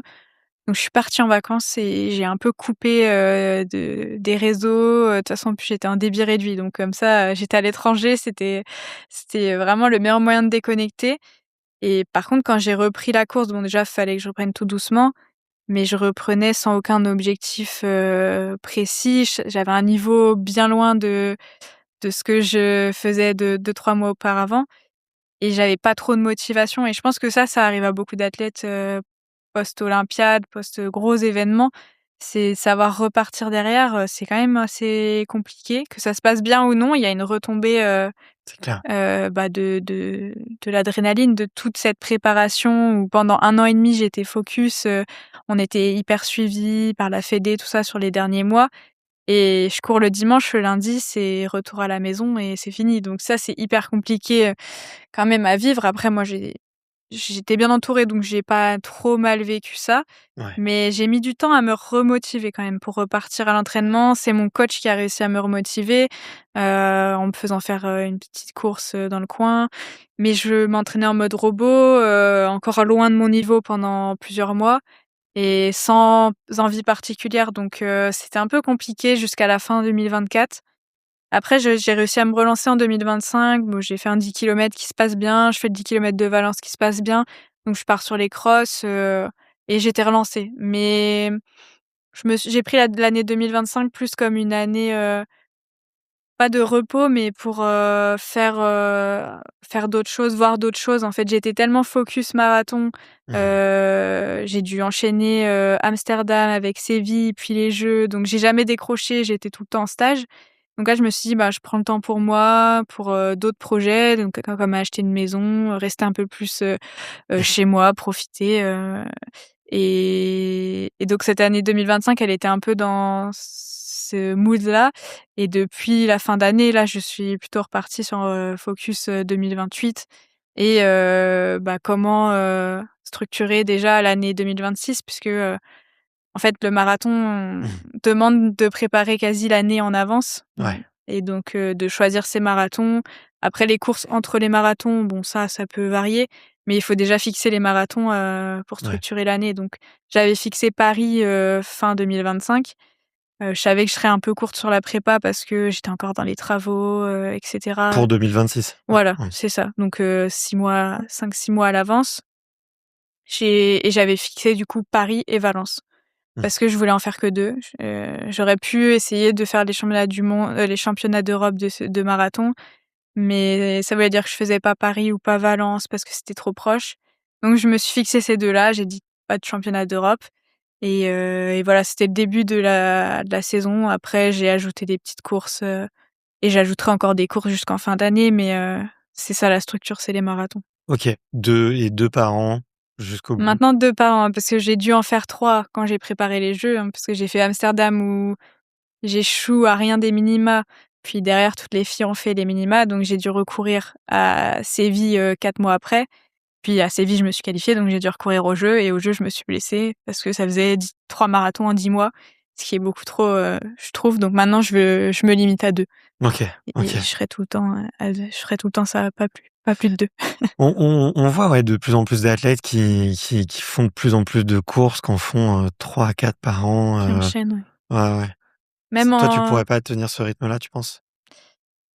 En tout cas, ça En tout t'a cas, pas enchaîner les marathons, non. Je pense que là, de toute façon, depuis ma blessure, mon corps, me fait comprendre, que, faut que j'y aille tranquille et mmh, pas que je le brusque. Donc je l'écoute. OK, Mais de tous les cas, je trouve que c'est pas faire 3 marathons, c'est en fait, tu passes ton temps à préparer des marathons, à récupérer, à repréparer un marathon, à récupérer. Et je trouve que c'est un rythme trop intense pour moi, en tout cas. ouais, Après, enchaîner un marathon avec un 10 kilomètres, avec un cross, alors ça, faut réussir à rester, en forme, mais c'est pas pareil. Mais préparer un marathon, moi, je préfère, ouais, avoir un long temps de repos entre OK. les 2 maintenant.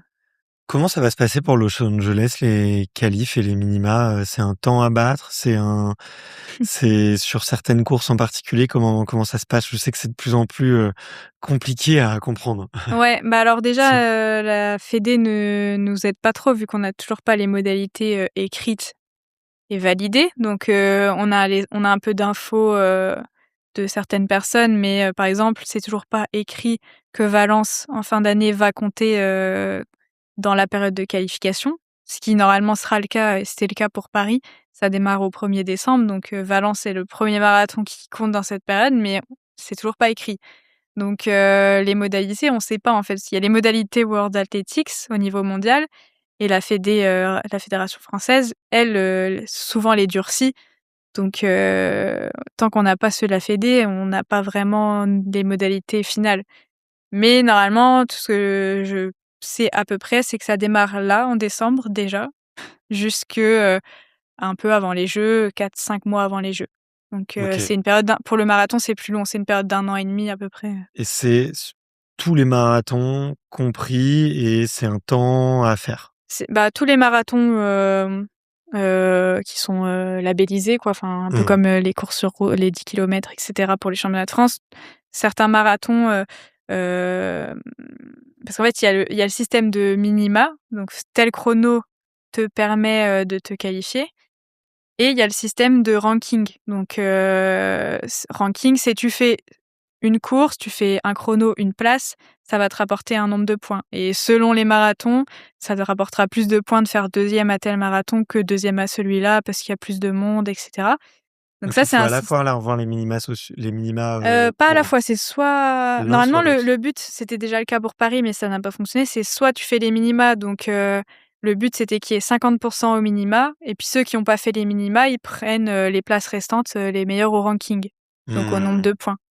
Mais à Paris, il y a trop de filles qui ont fait les minima, donc ils ont pris que les minima parce qu'on était déjà 86 au départ, donc OK.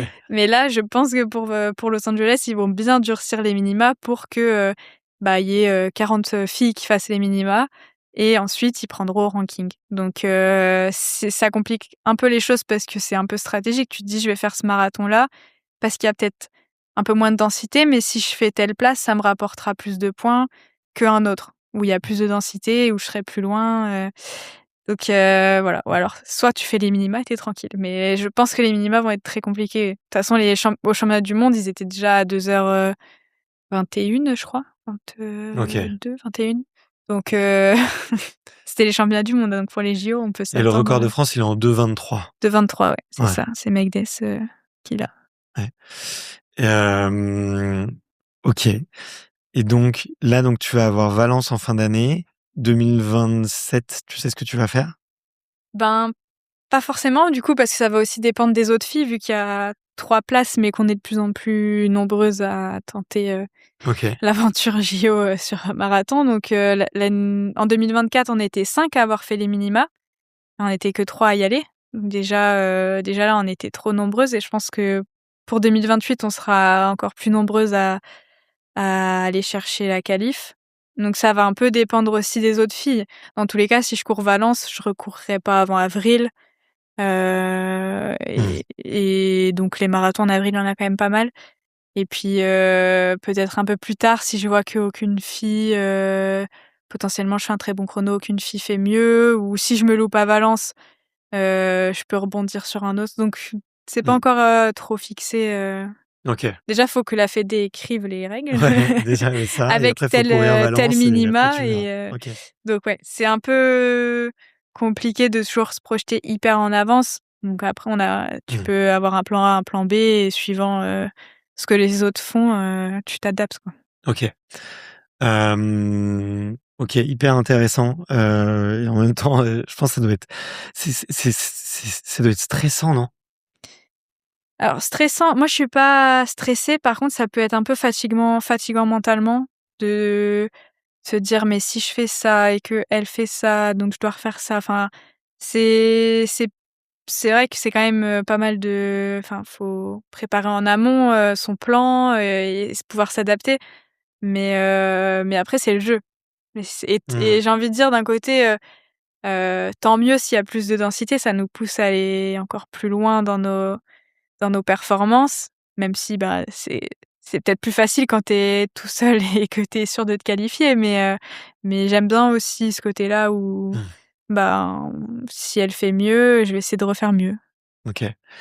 Ça serait quoi le système le plus juste ou le plus équitable selon toi? Est-ce que ce serait de pas te dire 1 an avant, on fait une course, vous venez toutes, ça passe ou ça casse, bon c'est un peu voilà et puis il peut y avoir, je sais pas, une deuxième course de rattrapage ou un truc? Ouais, c'est parce que, on avait eu la discussion avec, mon coach et d'autres coachs, une course, je trouve que c'est risqué. Ouais, ça Enfin, serait dur, ouais. faut pas que tu tombes malade, faut pas que tu sois dans un mauvais jour, donc moi, j'aime bien ce système de période. Ce que j'avais pas trop aimé à Paris, pour Paris, c'était que la période, elle allait trop loin par rapport aux JO. Elle allait jusque fin avril, donc après il restait 3 mois et demi à peine. Pour une Donc marathonienne, c'est pas si envisageable? la fille se qualifie fin avril, ça veut dire que derrière elle enchaîne. Et moi, ce que j'ai pas aimé, c'est que j'étais aussi sur le siège éjectable parce qu'ils avaient, mis un système où, fin janvier, les 2 meilleurs étaient sûrs d'y aller. Donc moi, j'ai recouru qu'en février. Donc déjà, il y avait Megdes et Mélodie, elles étaient sûres d'y aller. Et moi, je fais mieux qu'elles, mais je suis quand même, la 3e sur le siège éjectable, en attendant de voir si une fille fait mieux ou pas que moi et potentiellement elle fait mieux que moi et je vais pas au jeu alors que j'ai un meilleur chrono que les 2 autres filles Mmh. qui étaient d'office qualifiées. Donc j'ai pas trop aimé cette règle-là. Pour moi, c'est juste tu mets une période et puis, tu as cette période-là pour faire le mieux possible et on prend les 3 meilleurs. Voilà, juste au chrono et pas au d'histoire de chrono. place ou de Ouais, après, pour moi, le ranking, ça complique les choses. Après, ça peut être bien si des minima sont inatteignables de passer par le ranking, mais moi, je préférerais juste un juste un chrono chrono, possible, qui s'ils nous mettent un 2h20, là, ça va être compliqué, mais un chrono atteignable et puis, voilà, les meilleurs, qui ont fait ce chrono, ils vont. OK, OK. Hem, Tu m'as dit, ouais, que tu montais jusqu'à 180 kilomètres sur tes plus grosses semaines, Ouais, à peu près? j'ai fait une semaine à 200 quand j'ai OK, préparé Paris, mais sinon 180. OK. Hem, Est-ce que tu peux nous citer tes 3 séances, favorites? Tu vois, si tu devais garder 3 séances, peut-être, allez, une tu fais encore de la VMA? Ouais, ouais, ouais, bah, après je sais Une pas si séance VMA, une séance, ouais. d'allure peut-être et une séance un peu plus seuil, tu vois? Tu prendrais ça serait quoi tes 3 chouchoutes, celles que tu fais pour te rassurer, tu vois? Pour dire: Ouais. «Ah OK, je suis bien, je les connais, je sais que si elles passent, il y a plein de choses qui passent». Alors, du coup, je partirais peut-être pas sur 3 types de séances, mais il y a la dernière séance P-marathon forcément. Vas-y, elle ressemble à Heu, quoi?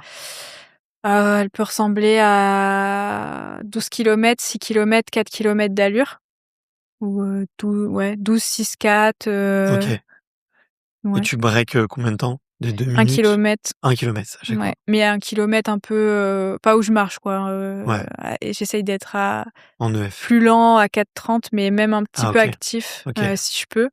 Et donc on va dire 4,30, 4 minutes 30 de récup, mais du coup à l'allure marathon et me sentir bien Mmh. et c'est le cas, ça a été le cas. Alors pour Paris, là, le dernier, beaucoup moins parce que j'étais moins préparée, je le savais, mais sur toutes mes autres préparations, cette séance-là, elle est passée, crème. Alors elle a pas toujours été 12-8-4, elle a aussi été, 10-8-4, 10-6-4, sur mes premières prépas parce que bon, je faisais moins de volume, mais celle-là, elle rassure, quoi. Si OK, elle passe bien, normalement le marathon, il passe bien. OK. Donc c'est ma séance, 2 semaines et demie avant, Mmh. qui rassure OK, et j'aime bien garder le cardio sur cette séance-là. Si ça s'emballe pas, normalement, c'est vraiment que tous les feux sont ouverts, OK. parce qu'on peut tenir l'allure, mais quand même être au taquet, donc Mmh. Oui, être à c'est l'aise. des allures qui sont tenables donc Ouais, ce qui est important, rester à l'aise. c'est de rester à l'aise. OK. Et après, donc ça, c'est une séance. Après, je dirais plutôt un bloc de 2 séances, un enchaînement, donc le week-end, 2 semaines avant, je crois, ça. Que je dise pas de bêtises, ça doit être 2 semaines avant. Ou en gros, le samedi, j'enchaîne, un fractionné long, type, 10 à 15 fois 1000, OK. et le À lendemain, quelle allure à peu près? Tu saurais dire? en général, je le fais progressif, donc je pars, à peu près à allure, marathon, Et mais tu je montes un peu? descends, enfin Jusqu'à quelle allure? Jusqu'à ton allure 10K peut-être ou? ouais, faut que je reste bien, mais que je pousse, donc ça peut être 10K ou même un peu en fait, le problème, c'est que mon allure 10K, elle est pas représentative de ce que je peux faire Oui, sur oui. 10K. Donc par exemple, quand je préparais les JO, j'étais descendue en 3,05 le dernier 1000, enfin pas sans forcer, mais Mmh. sans souffrir, quoi. Ah ouais. Donc je suis partie de, un 3,20 à 3,5 et ça doit rouler et le soir, je fais un petit footing de 8-10 kilomètres, vraiment très lent pour récupérer et le lendemain, j'enchaîne avec 2 heures et demie de sortie longue où je mets, une allure, 1 heure et demie d'allure à l'intérieur. 1 heure et demie en Pas bloc? d'allure marathon, Ouais. mais plutôt, un actif, où je suis bien. OK. OK. Et du coup, ce gros week-end-là qui fait 65 kilomètres le week-end, peut-être à peu près avec les footings, heu, il doit bien passer. Il te fait du bien. Ouais, et OK. quand il passe bien et qu'il y a pas de fatigue le dimanche, après-midi, enfin, il y a de la fatigue mais raisonnable, on va dire, que j'ai pas mal aux jambes et cetera, c'est que, la prépa, elle a été bonne quand même. OK. OK. Bon, ne faites pas ça chez vous. Voilà. Non, faut Heu, pas le faire, dès le début, hein. Je l'ai pas fait sur ma première prépa, mais sur les 3 autres, OK. ouais. Bon, bah, écoute, merci de partager ça. En tout cas, je trouve ça a beaucoup de valeur et moi, je trouve ça enfin, on se rend compte de tout le boulot et tout et Tu fais un peu de VMA et de seuil quand même de temps en temps, ouais. Oui, je travaille tout en toutes les allures, hein. Je peux aller Tout au sur long de l'année? oui, après du coup, je focus, plus allure marathon, plus 10 kilomètres, mais faire, des, 20 fois 300, 20 fois 400, 2 fois 10 fois 500, Mmh. ça j'aime bien aussi faire ça sur la piste, et d'ailleurs j'en ai dans ma préparation, marathon, hein. Il faut que je garde quand même du rythme, Bien sûr. donc non, il y a tout, il y a un peu tout le panel, d'allure et de séances. Ouais. Des côtes aussi. À des côtes, ouais. Moi, j'aime bien regarder pendant la prépa, bah, notamment quand je préparais les Jeux et même un peu Paris là, je trouve que comme il y a un peu des montées et descentes, ça sert encore plus, mais même sur un marathon tout plat, je vais garder des côtes, ouais. OK. OK, OK. En tout cas, hyper intéressant. Je trouve enfin, je trouve ça hyper formateur et que ça dit beaucoup. Et, et tu vois, je vois de plus en plus de gens qui disent oui, faut se spécialiser sur telle distance, etc., etc., et qu'on oublie, ouais, de travailler un peu tout, quoi. Le plaisir de travailler de la vitesse, travailler des côtes, faire de la VMA, Bah, faire tout ça. c'est moins monotone et Ouais. puis on a besoin quand même, enfin, même si tu prépares, un marathon, tu as besoin de garder une certaine base. Alors je dis pas moi que je suis rapide, mais tu as besoin d'une certaine base de vitesse, travailler des allures, où, bah, ton cardio il monte beaucoup plus. Enfin, il faut varier, tout ça et pour après moi potentiellement repasser sur un 10 kilomètres, et pas avoir fait que de l'allure marathon, quoi. C'est Ouais. hyper important. Après les côtes, pour moi, c'est peu importe la distance, il faut en mettre, ça travaille beaucoup sur le renfort, le gainage naturel, le Mmh. placement et tout ça, donc C'est marrant parce que j'ai eu, il y a pas très longtemps, tu vois qui c'est, Younes, de son compte c'est Universe. ouais.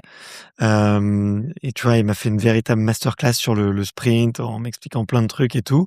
Et et je lui disais: «Ouais, c'est quoi selon toi la séance qu'il faut faire si on veut faire des sprints?» Il me dit: «Mais si on veut progresser en sprint», il me dit: «Le sprint en côte, Ouais. c'est la base, il faut absolument en faire, et cetera, et cetera». Ouais, je pense qu'en plus sur des distances, plus courtes, des côtes, vraiment rapides, mais même, moi je vois avec le groupe de Villeneuve d'Ascq qui prépare plutôt du 800-1500, bah, ils s'envoient en côte et c'est un travail, enfin c'est non négligeable quoi. Il y a au moins une fois toutes les 2 semaines, mais même des fois une fois toutes les semaines, il y a de la côte, Ouais, il y a une séance de côte où, ça peut être très court pour eux. Moi par exemple des côtes, ça peut monter à 2 minutes de côte. Peut être des 30 secondes, 40 secondes, 1 minute, 2 minutes. Eux, ça peut être des 100, 120, mmh, mais peu importe l'allure et la distance, il faut faire des côtes, ouais. ouais, ouais, Pour moi, OK. c'est 2 minutes de côte, ouais, celle-là, c'est plus quand je prépare tu du n'aimes coup pas, du quoi. long, mais j'aime bien. Mais avant, Ah je ouais? détestais les côtes. Maintenant, j'adore les côtes parce que, je trouve que tu sens que tu travailles. Alors Mmh. c'est dur, mais tu sens que moi, je me concentre à rester placée, à avoir une belle foulée et je trouve que, ouais, c'est hyper, Putain, mais moi je pète, après 1 minute, ah bah, faut savoir une partir doucement quand même parce que ouais, ouais, ouais, non, mais mais au bout d'une minute, même si on me tu dit pars sprint. doucement, toute façon, même si tu pars doucement en cause, tu deviens vite dans le rouge, Ah! mais il faut pouvoir enchaîner le fait d'être, pas au taquet, mais pas loin et moi, j'ai déjà fait des 8 fois 2 minutes, OK. ça fait ouais, c'est long, mais Sur une côte à combien de pourcents? je saurais pas dire, elle est quand même, bien raide. J'avais regardé si c'était pas 5. En fait, elle est pas tout le temps régulière, mais ça doit être de 4 à 6. Ah ça va, Mais j'ai ça fait à va. fond ремeux du 8-10. Ah Ah, oui. quand tu arrives à 10 Ah là, tu peux pas faire du 2 là, minutes. non, mais c'était plus, 1 kilomètre de montée. En fait, quand je préparais les Jeux, on avait une énorme descente dans le parcours, donc on travaillait, on faisait du travail de descente.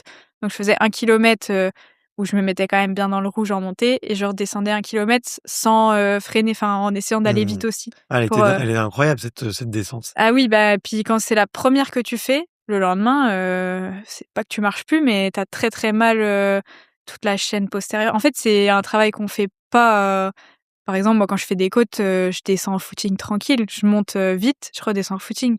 Là, c'était vraiment redescendre rapidement et ça m'avait tué la première. Ah ouais. Et c'est pour ça que je pensais à ceux qui font du trail et je me dis: «Il y a un vrai travail de descente quand tu fais du trail». Ah ouais. Mais moi, j'ai un souvenir de me laisser emporter, de me sentir bien, de voir des gens, tu sais, il faisait hyper tard, pour le marathon pour tous, donc Ouais. il faisait nuit, les gens commençaient à tomber un peu comme des mouches, tu vois? Et tout et de me dire, «Allez, on est bientôt à Versailles» et tout, et moi de lâcher moi je suis plutôt bon en descente, je suis un peu Ouais, musculeux et ouais, tout, ouais. donc j'ai fait beaucoup de tennis, donc j'ai des gros ischios et tout. Puis de lâcher et 4-5 kilomètres plus tard de me dire: «Mais qu'est-ce que j'ai fait?» Ah ouais, beh, cette Je J'aurais descente-là, jamais dû en fait, on avait c'était fait des très dur. tests, avec Mélodie, on avait été sur le OK. parcours avec certains encadrants de la fédé et on avait travaillé certaines portions du parcours, dont la descente, Mmh. dont la fameuse montée aussi avant. Mais la montée, bah, oui, elle tue, mais tu connais la montée, faut juste s'adapter. Par contre, la descente derrière, même en freinant un peu, tu es en 3,5, 3,0 et tu peux descendre sous les 3 minutes au kilomètre, si vraiment tu relâches. En fait, c'est trouver ce juste milieu entre, Mmh. je me freine pas parce que, bah, ça c'est encore pire de taper pour freiner, mais je peux pas non plus dérouler à fond parce que, bah, enfin, ça va me Mécaniquement, ça peut tuer, lâcher, quoi. ouais. Ouais, ouais. Ah ouais, c'était particulier, Mais ouais. j'avais bien aimé justement, découvrir cette partie-là de la préparation, Mmh. en fait, les JO changeaient un peu des marathons, que j'avais préparés avant qui étaient tout plats et j'avais bien aimé Mmh. préparer, OK. ces descentes, ces montées. Ouais. Le jour de la course, j'ai essayé de retrouver des images, tu as couru beaucoup toute seule quand même? Ouais, bah, on était 85, 86 au départ, sachant que moi, j'ai pas fait un super chrono, je finis 70e. J'étais beaucoup toute seule, ouais et je me souviens que le seul moment où j'ai rattrapé des filles, c'est dans la montée, parce que c'est là où j'avais le moins mal, qu'il y a pas trop d'impact.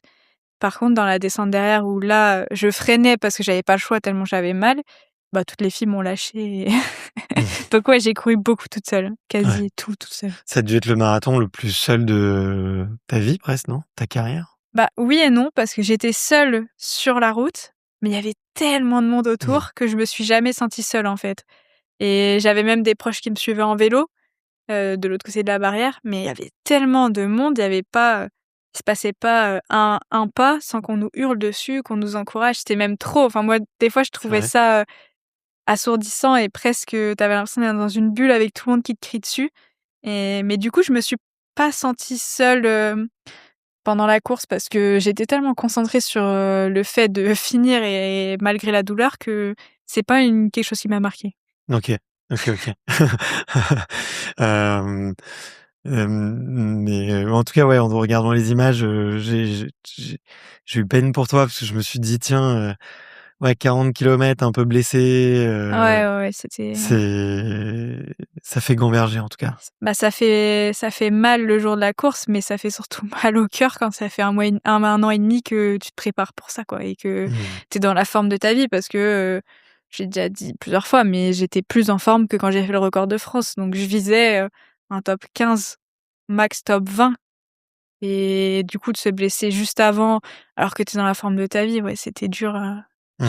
et j'y suis allée parce que c'était les jeux, que personne m'aurait remplacée et que, bah, je le revivrais plus. Mais ça aurait été n'importe quel autre marathon, non, j'aurais pas pris le départ. J'ai vraiment franchement, j'ai jamais eu aussi mal. Et je Ouais. suis pas douillette, mais de toute façon, je sais pas si tu pu remarquer, mais en tout cas, si tu vois des passages où je cours, j'ai une foulée horrible parce que je suis cambrée pour essayer de ben, je sais pas, «d'atténuer la douleur» entre guillemets, donc je cours cambrée, enfin, quand j'ai vu des vidéos de moi, je me suis dit: «Mais c'est pas possible». Les gens qui m'ont vue courir pour la première fois, ils ont dit: «C'est qu'elle avait une foulée horrible la fille». Bah, écoute, ça m'a pas marqué, peut-être, j'étais pas concentré là-dessus, puis je suis pas un expert Ouais, moi je foulée le vois parce que c'est moi, ouais. mais Ouais, ouais, OK. Hem,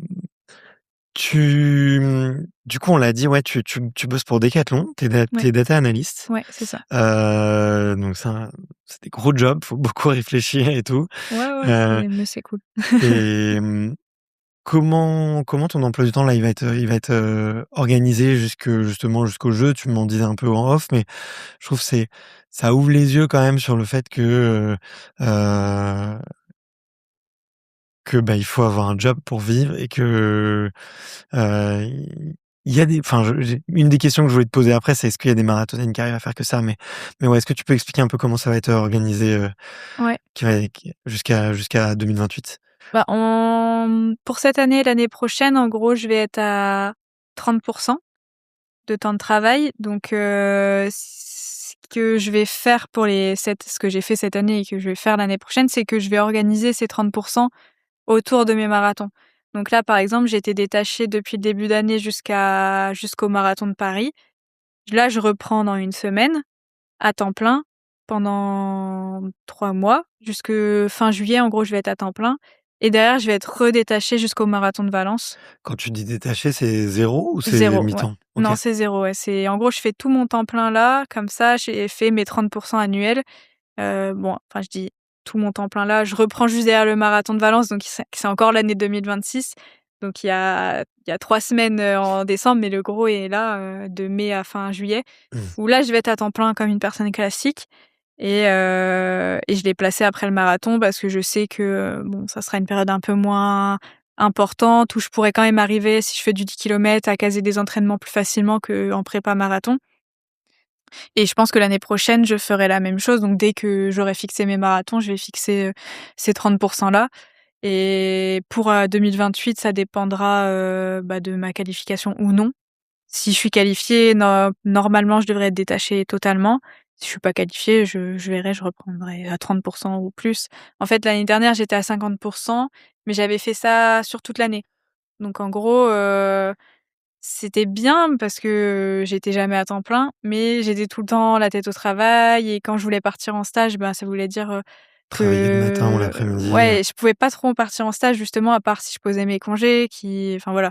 C'était bien, mais parce que je partais pas en stage et là, je me suis dit: «Non, je vais tout condenser» parce que je pense que ça m'ira mieux d'être à on ou off Mmh. et parce que Decathlon et mon équipe, m'ont aidée et ont bien voulu faire comme ça. OK. OK, OK. Et il y a des marathoniennes en France qui arrivent à être à plein temps? À bosser à plein temps? Ou Enfin, à être à temps plein, pardon, athlète? à être à temps plein athlète? Ouais, je pense que, Mekdes et potentiellement d'autres, peut-être Manon, tout ça, je pense. Soit elles ont des petits trucs à côté, mais elles sont athlètes, et à 100 donc elles vivent de leurs sponsors en gros, Mmh. et Toi, tu pourrais vivre que de tes de ta partie sponsoring? je pourrais en vivre, mais je mets pas d'argent de côté Mmh. et potentiellement, du jour au lendemain, du jour au lendemain, tu plus rien. Enfin, je veux dire, tu te blesses ou tu as un accident, je sais pas, tu peux plus courir, tu plus rien. Ouais, ouais. Donc en fait, moi, ça m'a toujours, ouais, je me suis toujours dit déjà, j'aime parce que de par le fait que j'aime bien mon travail, je me suis toujours dit, «Bah, non, mais moi, j'aime bien ce que je fais, j'aime bien la boîte dans laquelle je suis, j'adore mon équipe», donc j'ai pas envie de tout lâcher non plus Mmh. parce que, je sais que potentiellement, j'aurais très envie de revenir à temps plein après. Mais en plus, c'est une sécurité, non négligeable, Ouais, et c'est une pression en moins pour moi. ouais, OK. Ça Je me te dis: «Je suis libère pas en que fait. athlète et C'est je ne pense pas qu'à ça et si j'arrête l'athlé, j'ai pas rien». Donc c'est mentalement, ça libère un poids, ouais. OK. Après, il y a la charge, mentale du travail, mais ça, Ouais, c'est bien à sûr. gérer. Ouais, ouais, c'est sûr, c'est sûr. Hem, Tu sens l'impact des réseaux sociaux justement sur les sponsors, sur qu'on vous demande de plus en plus des personnalités publiques, des communicants, des communicantes, Ouais, ouais, ouais. on vous le demande beaucoup de Bah, l'intérieur? moi, oui, je vois en fait, c'est pas qu'on nous le demande, mais c'est si tu veux, avoir plus de visibilité, donc avoir plus de sponsors ou avoir plus, d'argent de tes On sponsors. vous le dit officiellement? On le dit pas officiellement, mais on voit bien que telle personne est plus suivie Tu vois quel est les plus gros sponsors? elle a plus de sponsors ou en fait on voit aussi maintenant les influenceurs running qui, n'ont pas forcément le niveau d'un athlète élite, mais qui gagnent plus. Donc en fait, on sent quand même qu'il y a ça et puis oui, plus tu as de visibilité, plus tu as une image, que les gens, enfin, plus les gens t'apprécient, plus une marque va avoir envie de te Mmh. sponsoriser pour avoir ton image. Donc il y Mais a est-ce que c'est pas sûr ça? Tu vois, c'est un peu la question que je me pose, c'est est-ce que après s tu vois, à chrono équivalent, oui, oui. J'allais dire si tu restes, enfin tu peux être un très, très bon athlète et ne pas être sur les réseaux, tu auras quand même des sponsors, mais je pense que, ça peut t'aider d'être sur les réseaux et ça t'ouvre plus de portes, en tout cas peut-être plus facilement et peut-être des sponsors, autres que uniquement produits de course à pied. Ça peut être, d'autres choses, ou que du lifestyle, financier, ouais. enfin ouais, je pense que ça a un impact, après c'est pas obligatoire. Mmh. Ça en travaille certains ou certaines? Bon alors là, je saurais pas dire, mais je sais que, peu importe, les athlètes, on essaye quand même d'être présente, même chez les filles sur les réseaux parce que, bah, si on a des sponsors, on doit quand même un peu communiquer sur eux, mettre en avant quelquefois, des fois, ils nous demandent de faire des shootings ou, des vidéos qu'ils partagent sur les réseaux, donc toi tu les repartages, enfin c'est moi, en tout cas, c'est pas une pression. Moi, je le vois plus comme un plaisir, un amusement et OK. j'aime bien discuter et partager avec les gens. Donc heu, donc c'est cool et par contre, je me force pas. Il y a des périodes où quand je suis blessée, quand je suis pas bien, bah, je partage moins et c'est pas grave, c'est comme ça. Je me force pas à partager. Par contre, c'est toujours cool d'avoir un peu de contenu, de partager aux gens ta prépa, Mmh. donc moi, j'aime bien.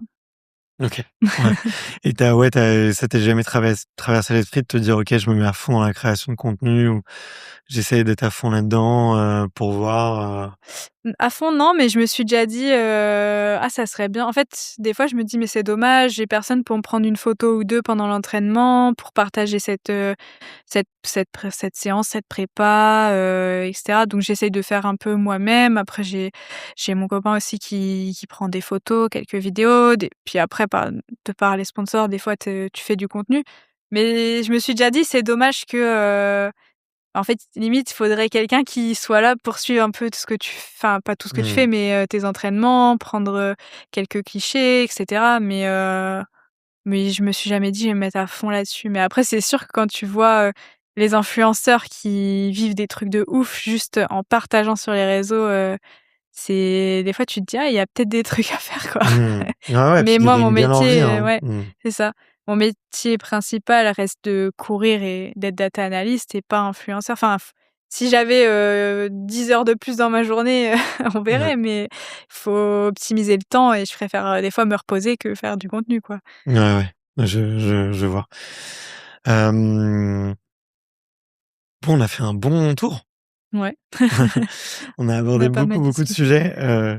Je repasse rapidement sur mes questions, pour voir si j'ai rien oublié. Mais, toi, il y avait des sujets desquels tu avais envie de parler, sur tes actualités, sur, des sujets qui te tiennent à cœur, en ce moment? Non, pas spécialement. Je pense qu'on a fait déjà un bon tour. Mais là, on parlait des réseaux sociaux aussi. Ce à quoi je pensais en discutant tout à l'heure, c'est que les réseaux sociaux aussi, c'est un peu trompeur. Je trouve, on Mmh. partage souvent que quand ça va bien. Justement, Mmh. je disais que moi, quand ça va pas trop, je partage pas. Alors qu'en vrai, bah, ça serait tout aussi intéressant, je pense, de partager quand ça va pas, qu'est-ce qu'il y a, pourquoi ça va pas et que les gens se rendent compte qu'en fait, les athlètes, on n'est pas toujours, à fond, on perd pas toujours, on se blesse, des fois on est au fond du trou et par exemple, au moment des Jeux, jamais j'aurais partagé, que j'étais au fond parce que déjà j'ai passé une semaine à pleurer donc ça me Mmh. venait pas l'idée de partager quoi que ce soit. Mais mais je pense qu'il y a ce côté-là qui me manque sur les réseaux, c'est qu'on voit que la réussite et peut être un peu, par moments on se sent toujours, bah, moins bien que les autres. Enfin: Mmh. «Ah lui il a fait telle perf, ah lui il a fait tel, entraînement, il a telle chose», Mmh. c'est un peu le revers des réseaux sociaux, Ouais, c'est sûr, c'est sûr. Tu ou fais même attention à ça justement, à te détacher un peu? bah, je sais que, tout athlète de toute façon a des moments de moins bien, se blesse et tout, mais c'est vrai que moi des fois je me dis: «Mais en fait faut partager, faudrait que je partage des fois quand je me suis blessée, que je reprends, la galère que c'est, de reprendre avec un niveau moins bon, de galérer, sur chaque séance, et en fait comme c'est pas un moment de joie extrême, tu le partages pas.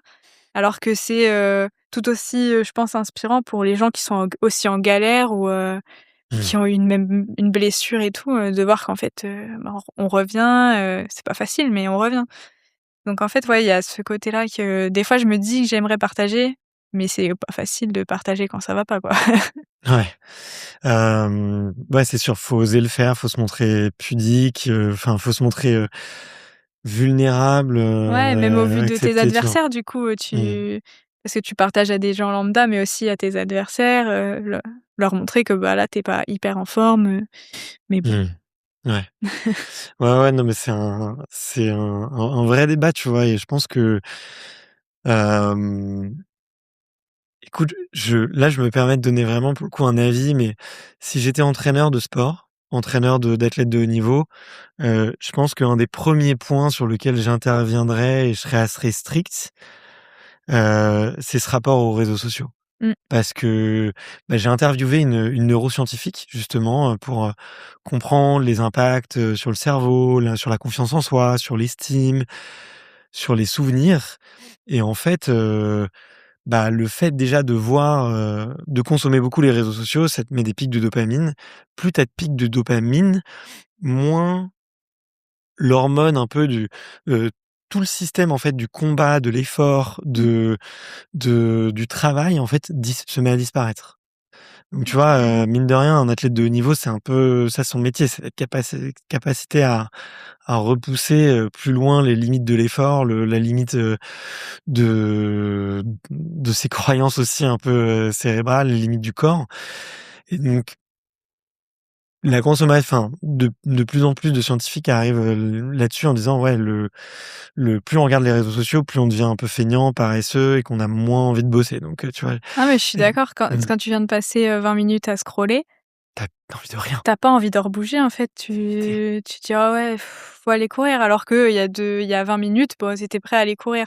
Mmh. Donc il y a ce côté-là où ça te rend, ouais, un peu feignant, un peu, moins motivé, alors moi ça va, ça dure jamais très longtemps, mais il y a le côté aussi où quand tu es moins bien et que tu vas sur les réseaux, des fois tu repars des réseaux, tu es encore moins bien parce que tu te dis: «Ah mais tout le monde va bien là, et moi je suis blessée, moi je suis pas en forme», et alors que tout le monde perf. Alors que non, il y a, plein de gens qui sont blessés mais qui le partagent pas, Ouais, et ouais, bien sûr. donc ouais, il y a vraiment un côté, négatif aux réseaux.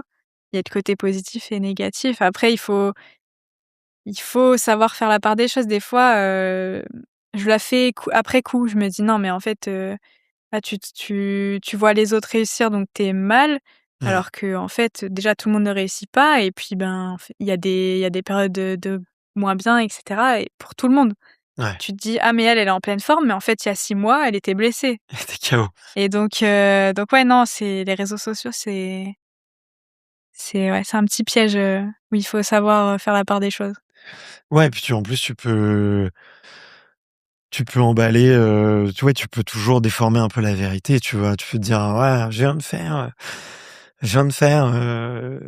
X 1000 à 2,50 du kilo, Ouais, ouais.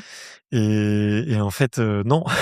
Ouais, il y a Heu, aussi ça, il y a tu tu les menteurs, tu vois? Enfin, quand avec Strava, avec, tout ça, et ouais. on voit qu'il y a quand même des comportements où les gens trichent un peu juste pour l'ego, pour, être un Ouais, peu ça, reconnu, je tu vois? comprends pas trop parce que Mmh. tu finis toujours par te faire rattraper par la vérité, et puis quelle satisfaction à mentir en fait, ou même par exemple à gagner en trichant. Moi, j'arrive pas à comprendre. Mmh. Enfin, je serais jamais fière de moi si je gagnais en trichant, donc Mmh. Ouais, mais ouais, il y a des gens comme ça qui ont besoin. ouais. Mais, tiens, on va terminer là-dessus parce que on a encore 5 minutes avant que je doive libérer le studio, mais le ça t'affecte pas, psychologiquement de te dire que potentiellement tu as pas mal de concurrentes qui peuvent tricher? En fait, j'essaye de pas y penser. Et très probablement qu'il y en a, autour de Mmh. moi, enfin au niveau, mondial, qui me prennent des places, et cetera. Mais en fait, j'essaye de pas y penser et d'être focus sur mon truc et de plutôt être focus sur ma perf et en fait, d'être fière de ce que moi je fais et bon après oui, forcément, tu penses de temps en temps, mais en fait, je me mets à leur place et je me dis: «Ben, OK, elles sont devant moi, parce que elle a triché, mais au final, quelle satisfaction elle en tire? Est-ce qu'elle est vraiment bien dans sa vie ou pas?» Mmh. Donc en fait, oui, forcément et moi, je suis pour le fait de renforcer, les contrôles et d'éliminer les tricheurs. Après, il faut pas se concentrer sur ça, il faut garder son énergie pour soi et pour avancer, Mmh. quoi. Ouais, Mais oui, c'est un ouais. sujet. Ouais, non, ça te surprend pas là, tous les records du monde ou le dernier 10 kilomètres, qui est plus rapide que Ouais, celui de si. Jimmy Gressier, Si, j'en discutais, mais bah, par exemple, il y a une des je sais plus si c'était kenyane ou éthiopienne qui a été prise pour dopage, qui avait fait un je sais plus quel chrono sur marathon. En fait, moi, Ouais, l'ancienne record ouais, à woman du l'ancienne, bah, en fait, je me dis en même temps, je fais: «Waouh, c'est surhumain» et d'un autre côté, je me dis: «Ouais, en fait, des fois, en fait, déjà, c'est tellement loin de mon niveau que j'ai du mal à me projeter sur ça, mais je me dis: «Faut toujours se méfier», en fait et du coup, j'ai du mal des fois à apprécier la performance alors que certainement que parmi, tous ces records, il y en a une bonne partie qui sont propres, mais tu as toujours un doute quand même. Donc je trouve mmh. que quand je vois une fille, qui fait 2 h 13, je suis pas, fan. Enfin, je suis pas là: «Waouh, elle est trop forte et tout». Je me dis: «Ouais, c'est fort», mais bon, ça m'affecte pas plus que ça, quoi. Ouais. Je Mmh. suis pas une fan, je suis, hein, les marathons, mais je vais jamais être comme une folle devant la télé parce qu'il y a eu 1 h 59. Ouais, ouais. C'est fou, mais en même temps, j'ai l'impression que c'est déconnecté de la réalité. Ouais, ouais, ouais, c'est ça. En fait, il y a une partie de moi, je suis un peu comme toi, qui a envie d'y croire parce que je me dis, en fait, oui, ça fait depuis 20 ans là qu'on a vraiment mis, plein de technologies, qu'on apprend plein de Ouais et choses et puis les mecs par rapport à leur chrono semi, c'est pas irréel. ouais, et puis ils sont conditionnés depuis tout jeunes, ils se disent, «OK, c'est possible», en fait. Tu vois, maintenant, je pense que les gamins qui ont 10 ans maintenant au Mmh. Kenya, bah, ils se disent: «OK, en fait, Ouais, ouais. notre futur record, ça sera moins de 2 heures», tu vois? Ouais, ouais, non, c'est clair. Propre ou pas, tu vois? Et c'est un je pense que ça casse des barrières mentales, ça accélère beaucoup l'évolution, ça il y a la technologie, il y a la séance de l'entraînement, il y a plein de choses. Puis en même temps, tu te dis: «Mais comment c'est possible que tous les 6 mois, tous les ans, Mmh. on batte des records de 1 minute, 2 minutes?» Ouais. Tu vois? Là, Après je pense que c'est alertant, je c'est pense que alertant. les chaussures continuent. Alors la technologie carbone, la Les mousse, chaussures, ouais. est là, mais elle continue d'évoluer. On continue d'apprendre sur l'entraînement, on continue d'apprendre sur la nutrition. On a toujours Mmh. plus d'outils, notre disposition. Donc en soi, je suis pas sûre qu'il y ait plus en plus de dopage. Il y en a toujours, mais c'est vrai que ces chronos qui tombent tout le temps. En fait, il y a plus le «waouh», il y a un record du monde qui a été battu parce qu'il a été battu il y a 2 semaines, il est rebattu, il va être rebattu. Donc en fait, c'est presque banal maintenant de Ouais, battre un record du monde. Alors qu'avant, c'était waouh. Comme nous, en France, on bat un record de France ou un record d'Europe, bah, il y a encore l'effet waouh parce que c'est plus proche de nous, la France, l'Europe, mais je trouve que c'est de plus en plus battu aussi et par exemple, moi, j'ai battu le record de France, il avait 10 ans. Alors on n'avait pas du tout la même technologie de chaussures en plus, donc moi j'ai toujours dit que j'étais moins forte que l'ancien record de France, mais derrière il a été battu 2 fois quoi ouais. et il Mmh. sera rebattu pour moi, cette année ou l'année prochaine Mmh. facilement. Toi, tu as toujours couru avec des carbones? Que des carbones? Non, non, non, depuis que je fais du Enfin, semi et du marathon, oui, il y a la technologie carbone puisque c'était 2022. Par contre, mes premiers 10 kilomètres, non, c'était en chaussures mmh, beaucoup plus, fines, beaucoup plus minimalistes. mmh. À l'époque, on avait plutôt des chaussures on cherchait des chaussures fines, légères, dynamiques, il y avait pas de mousse, enfin, il y avait pas ces histoires de plaques de mousse, Mmh. Et et tu sens une diff entre les mousses de maintenant et les mousses d'il y a 5 ans? je pense, ouais, qu'il y a un un niveau de confort et de renvoi qui est maintenant, c'est ouf. Mmh. Et C'est toutes les marques en tu le plus. sens, ouais, tu le sens en courant. Enfin, tu fais une rep sans, une rep avec, tu vois la différence. Tu fais l'échauffement avec tes grosses chaussures de footing et tu mets les Carbone, ça change tout. Et après, moi, j'accepte ces technologies-là, mais des fois, je suis un peu nostalgique on cherche juste le meilleur chrono et les chaussures, elles apportent pas grand-chose en soi, on a juste une paire, de légères et voilà, quoi. Des fois, je suis un peu nostalgique quand même, je suis peut-être, trop vieille, mais mais je trouve que maintenant, il y a trop: «Ah ben ouais, mais j'ai parfait, mais parce que j'ai cette chaussure et ah mais lui, il a fait ça avec cette chaussure», genre, je trouve que ça gâche un peu le OK. plaisir de la course, en lui-même. Ouais. Ouais, mais je te comprends et tu fais à peu près quel volume, là, avec carbone, sans carbone, Là, j'ai tu beaucoup réduit depuis ma OK. blessure. En gros, je pense que ma blessure, elle était due au fait que j'ai fait trop de marathons, mais OK. aussi au fait que j'ai mis trop de carbone. D'ailleurs, OK. c'est un débat, dans une, vidéo récente qui est sortie où je présente des chaussures, où, moi, je suis persuadée que, je me suis blessée en partie parce que j'ai beaucoup trop mis de carbone Mmh.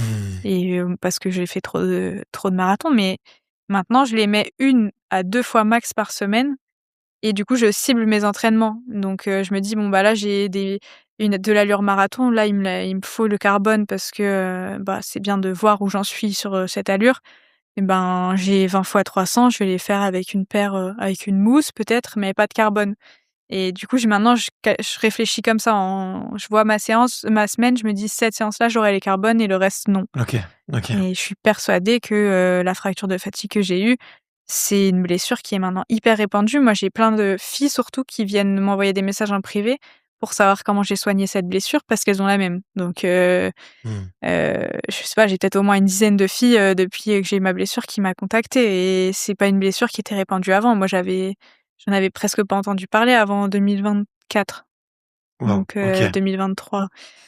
Donc ouais, moi, je suis sûre qu'il y a une Faut faire attention. modification, ouais, de la foulée parce qu'il y a un tel renvoi que ça modifie au niveau du placement du dos et de la foulée. Donc Mmh. je pense que maintenant il y a de plus en plus de gens qui sont un peu dans mon cas et qui préfèrent garder les carbones pour, quelques séances ou pour la compète. Et puis comme ça, en plus, le jour de la course, tu te sens mieux parce Ouais. que tu les as pas beaucoup utilisés. Et moi, je fonctionne comme ça maintenant. Après, je vois encore beaucoup de gens qui font, toutes leurs séances, en carbone Ouais, et même ouais. des footings actifs en carbone. Ouais, ouais.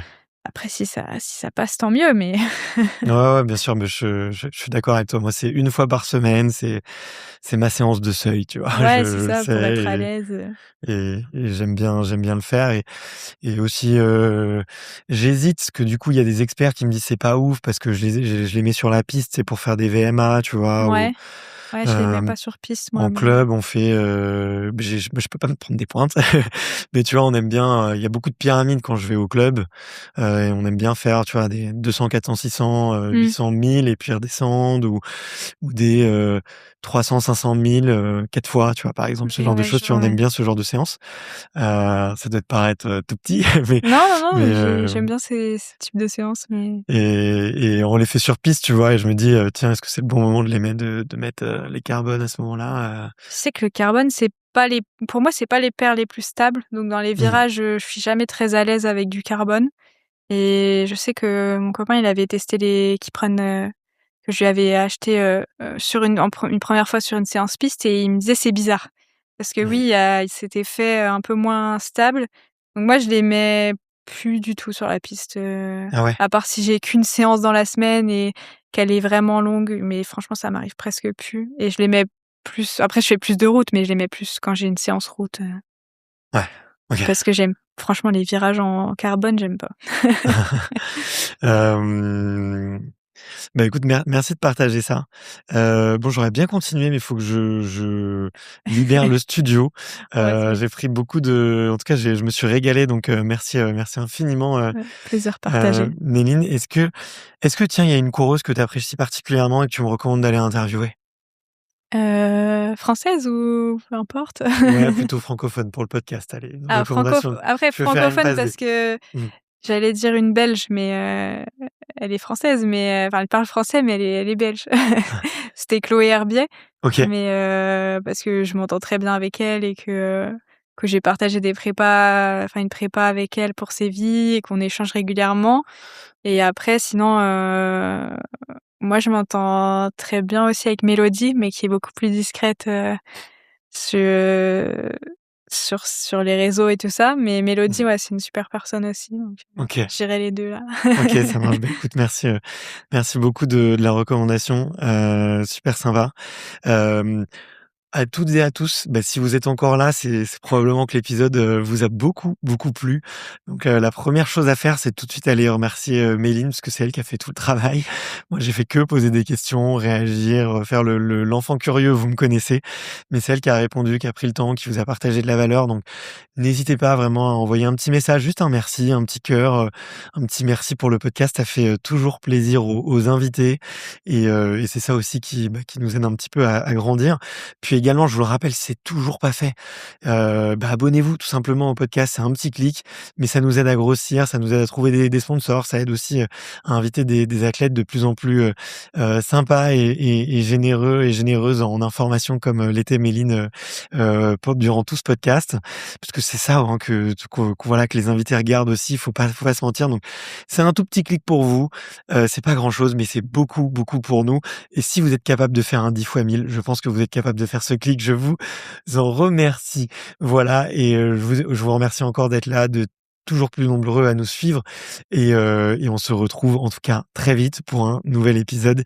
Merci beaucoup et à bientôt. Mais avec plaisir.